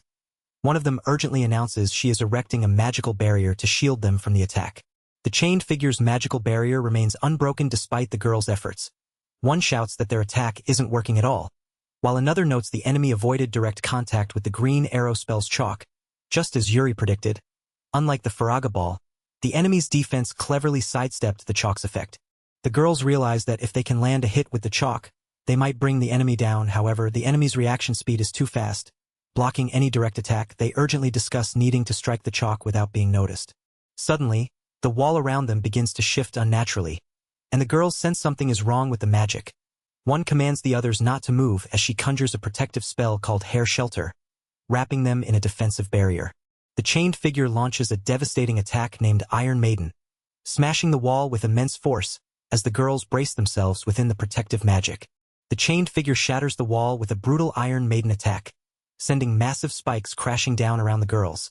They scramble desperately to avoid the deadly spikes piercing the ground and air, barely escaping the deadly trap. One girl, battered and exhausted, frantically searches for the chalk amidst the chaos, her voice trembling with urgency.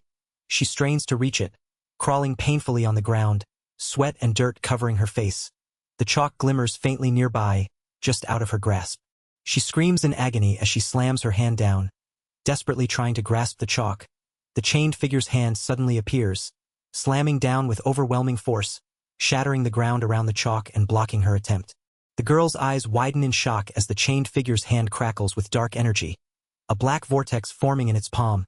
The figure's glowing eyes pierce through the smoke as it prepares to unleash another devastating attack. The air thick with tension and impending danger. The chained figure, engulfed in dark flames and crackling energy, raises a hand emitting a swirling black vortex, preparing a powerful attack. A battered girl lies on the ground, watching in terror as the ominous energy swirls around the figure. The girl's wide, desperate eyes reflect the danger as she struggles to crawl forward amidst massive spikes piercing the ground around her. Despite the overwhelming threat, a faint, determined smile breaks through her exhaustion. She mutters to herself that no matter how strong the enemy is, she won't give up. Gathering her remaining strength, she channels magic through her hand, forming a glowing spell. She explains that if the enemy doesn't recognize the incoming attack, it won't be able to defend against it.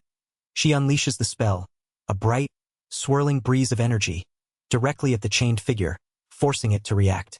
She recalls a past thought. If wind magic is used at minimal output, it might scatter the chalk powder unnoticed and absorb the magic power. She channels magic, scattering the chalk perfectly as someone shouts her name urgently. The chalk rolls on the ground near her, and she reaches out desperately, determination blazing in her eyes. The girl commands herself to go, launching a swift attack called Green Arrow toward the chained figure. The force of the attack is powerful and direct, aimed to strike the enemy.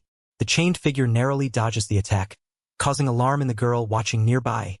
The attacker, battered but resolute, prepares for the next move as the enemy evades the strike. The girl reveals the arrow was a setup and that she did not fire the chalk. She begins the real attack, returning the magic power stolen from guard. Her voice is fierce, urging herself to give everything back, reclaiming what was taken with fierce resolve. She unleashes the Green Arrow attack, striking the chained figure with a powerful blast that shatters the enemy's armor. The force of the strike sends debris flying as the figure staggers backward, stunned by the impact. Relief washes over the group as the dust settles. They manage to defeat the foe. One girl, exhausted and tearful, hopes guard will return to normal after this ordeal. She steps forward, determined to take charge and handle what remains. Suddenly, a voice cuts through the silence, catching everyone's attention. One girl calls out to Yuri, confirming they both heard it. It was Guard's voice. Tears stream down her face as hope flickers amidst the wreckage. In the rain, a mysterious woman appears, surrounded by floating magical creatures. She taunts Guard, calling him an empty shell of the sage, lamenting how hard it must be to live without magic power or memories. Her hand extends ominously as she prepares to strike again. A sinister voice threatens to lay the group to rest along with their magical allies as glowing summoning circles appear around them. The white-haired man and the woman beside him panic, unable to believe what's happening. The black-haired young man stands tense, caught off guard. The dark-haired woman with the floral headband smiles cruelly, taunting them with her words. The two men respond instantly, unleashing a powerful fire spell together, flames erupting wildly around them. The black-haired young man focuses intently, channeling his magic despite the chaos and rain. He moves with precision and determination, weaving his magic through the air, his eyes sharp and unwavering. His hand gestures command the spell's flow, showing his skill and resolve. Underwater, the dark-haired woman and a man with wavy hair struggle as magical circles glow around them. She reaches out her hand, her expression fierce and unyielding, as bubbles rise around them in the submerged battle. Underwater, the dark-haired woman's eyes widen in shock as the young man's gaze sharpens with fierce resolve. He declares that this academy isn't meant for people like her, then forcefully strikes her chest, pushing back her attack. Outside, explosions rock the academy walls, debris scattering as the rain pours down. The woman, bruised and defiant, smirks darkly, admitting she was mistaken to think she could control him. She taunts him with a twisted smile, but he steps forward, determined to end their conflict. He vows not to let her have her way any longer and demands they settle their 600-year-old grudge once and for all. Rain pours down heavily as two upperclassmen run through the forest, urged to evacuate from Guard's room. They worry if Guard will be all right but decide their only option is to stay out of his way. Suddenly, one gasps, realizing the rain is focused on a single spot and insists that it's not rain at all. Lloyd stands firm amid the chaos, determined not to let his guard down. He vows to finish the fight without letting his opponent act. His eyes sharpen as he steps forward, ready to face the challenge. The dark-haired woman taunts him, calling him merciless and addressing him as Sage Sama. Lloyd wonders how she avoided his spears, noting no sign of deflection. She smiles cruelly, asking if he could use such magic in his past life, then remarks that people grow after all. She laughs softly, confirming Lloyd reincarnated 600 years ago and came directly to this era. While she spent those centuries carefully living through time to reach this moment, Lloyd, bloodied but resolute, prepares to counter as she advances with a sinister smile. The dark-haired woman smirks confidently, declaring she has grown even more than Lloyd. He grimaces in pain as he braces against her magic, struggling to respond. She unleashes a powerful spell called Time Leap, surrounded by swirling clock motifs and sparkling energy, rushing toward Lloyd with fierce determination. Explaining her ability, she reveals that Time Leap lets her transcend the normal flow of time briefly, freezing all attacks in her perception and allowing her to dodge effortlessly. As Lloyd's attack snaps against her barrier, she prepares to strike back with a spark of magic. The woman's attack erupts in a massive explosion, devastating the forest around them. She catches her breath, admitting the fight was anticlimactic but declaring it the end of their show, while Lloyd struggles to recover from the blast. The dark-haired woman questions if it's too soon for the fight to end. Her eyes wide with disbelief. She can't believe it. Lloyd, battered and bleeding, is surrounded by a glowing hexagonal defensive magic barrier, stunned that he managed to cast it unnoticed. Lloyd taunts her, noting she's out of breath. He points out how her invisible attacks have taken a heavy toll on her. She smirks, reassuring him not to worry as she calmly extends her clawed hand. She declares that once she renews her body, both her stamina and magic power will be fully restored. With a fierce expression, she promises a special demonstration of the magic Lloyd has longed for. Shock flashes across her face as she prepares to unleash her power. Lloyd stares in horror, clutching his injured side, questioning if the magic he's witnessing is real. A dark, swirling orb of magic with cryptic runes appears before him, and a radiant symbol bursts forth, signaling the casting of resurrection. He wonders if this is truly happening. The woman with horns and a demonic appearance floats ominously, her expression calm yet commanding as rain falls around her. Her body, adorned with sharp, clawed limbs and bat-like wings, radiates a dark power, signaling a dramatic turning point. She unleashes a devastating dark blast attack, shattering the earth and piercing through Lloyd's magical defenses. He gasps in pain, blood and debris flying as the attack breaks through his shield. The woman smirks confidently, clearly in control of the battle's momentum. Lloyd struggles to rise, battered and bruised. While the woman explains her renewed strength, she reveals that her magic's power has increased without exhaustion, thanks to using her monsters as materials to rebuild her body. She admits she should have done this much sooner, her smile turning sinister as she prepares for what's next. The woman declares her body perfect and ready for testing its durability. Lloyd, shocked, questions how she isn't dodging the mythical class spell. She approaches him with a confident smile as a massive, electrified phoenix-like creature crashes down, unleashing a powerful, explosive attack that shakes the battlefield. Lloyd braces behind a magical barrier as dark energy swirls ominously above. The woman with bat-like wings taunts him, declaring he has no moves left to make. His wide eyes reveal shock and desperation as she hovers, confident and unyielding. He collapses to the ground, gasping in pain and exhaustion. He admits this is all he can do right now, struggling to keep fighting as the winged woman watches him from above. His determination flickers despite his battered state. The woman mocks him, urging him to give up gracefully. She cruelly suggests that if he surrenders, he will reunite with the person he desperately wishes to see in the afterlife. Lloyd, soaked and torn, clenches his fists, refusing to yield. A dark, ominous hand bursts through the sky, radiating destructive power. Nearby, two onlookers stare up in shock, one asking what the phenomenon is. The winged woman looks on, seemingly unfazed, as the rain pours down on the devastated battlefield. A massive, dark sphere looms ominously in the stormy sky above the city, radiating a terrifying aura. The voice inside it confesses a deep, unsettling dread about what is about to happen, as rain pours down relentlessly over the rooftops. The sphere, now revealed as the Darkness Emperor, surges forward with destructive force. A sinister figure with horns and a manic grin declares that the attack will leave no trace behind, and that there will be no time to dodge it. Lloyd, battered and bloodied, braces himself as the attack closes in. The stakes impossibly high. The ominous warning echoes. If Lloyd is swallowed by this darkness, everything will be lost. The winged woman warns that if her attack touches him, it will be over, swallowed by infinite darkness and vanishing completely.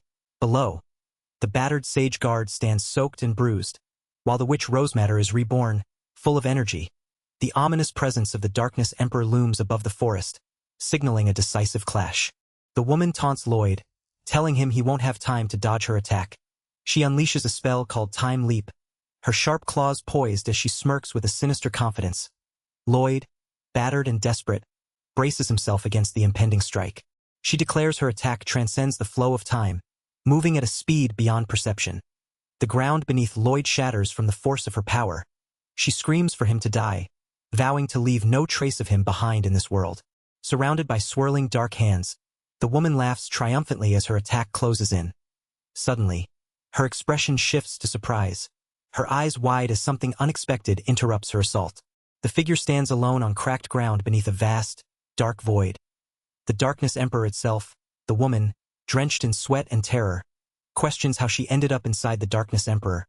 Her hands, twisted and darkened, claw at her face in disbelief. Meanwhile, the battered man, bloodied and bruised, quietly admits it looks like the plan went well. The woman screams, "Die!" as she lunges forward, but the man reveals he used a teleportation spell called Transition to move her without leaving a trace. He points at her, stating that if her deadly spell touches him, it's over. He declares the match finished, leaving her shocked and gasping, unable to comprehend how he managed it. The man explains that despite her use of Time Leap, he never gave her any chance to counterattack. He calls Time Leap a formidable spell but says he found only one way to break through it. He has been observing and studying her attacks while enduring them, preparing for this moment. He reveals that he too learned to use Time Leap before she could activate it. He used Time Leap himself to teleport her defenseless body away. The woman is enveloped by dark hands as he explains how he outmaneuvered her, turning her own technique against her. The battered figure struggles to believe that in just minutes of combat, the other mastered Time Leap, a spell that took hundreds of years to create. He insists it's impossible, denying he could have achieved such mastery. The other remains silent, the tension thick as the wounded one wrestles with the truth. The cloaked figure explains that because of such abilities, the other was called the Sage. The aura around them intensifies, confirming the weight of this revelation. The battered man asks if the other intends to reveal anything more, but the cloaked figure only teases, questioning if the clues for resurrection will slip away if he dies. The wounded man insists he'll reach the truth on his own, despite the ominous presence closing in. The cloaked figure declares having lived over 600 years longer, claiming he can do anything the other can. He vows to end this in such a place, as darkness swallows the scene, signaling a climactic confrontation. The sky is calm above as droplets fall from leaves. A battered man gazes upward, his face marked by soot and wounds. Nearby, two men in shirts and ties look up in shock, while three others, two girls and a cloaked figure, stand on rubble, tense and alert. A dark shadow looms ominously, spreading across the ground. The wounded man stands amidst a devastated forest, staring at a massive, cracked orb suspended in the sky. Sunlight bursts from behind it, casting a stark light over the shattered trees and broken earth. The air is heavy with the aftermath of destruction. Amidst the ruins, monstrous figures scream desperately for divine intervention, pleading for salvation. One declares a divine punishment upon the wicked as the rubble shifts violently beneath them. The creatures tremble, overwhelmed by a powerful force. One of them, lying on the ground, boasts of having God's divine protection, confident despite the chaos. A group of survivors rush forward through the forest, urgency in their steps. One girl points ahead, alerting the others that Guardkuin was fighting an intruder nearby. They call out his name, their voices filled with concern, as they follow the path toward the source of the conflict.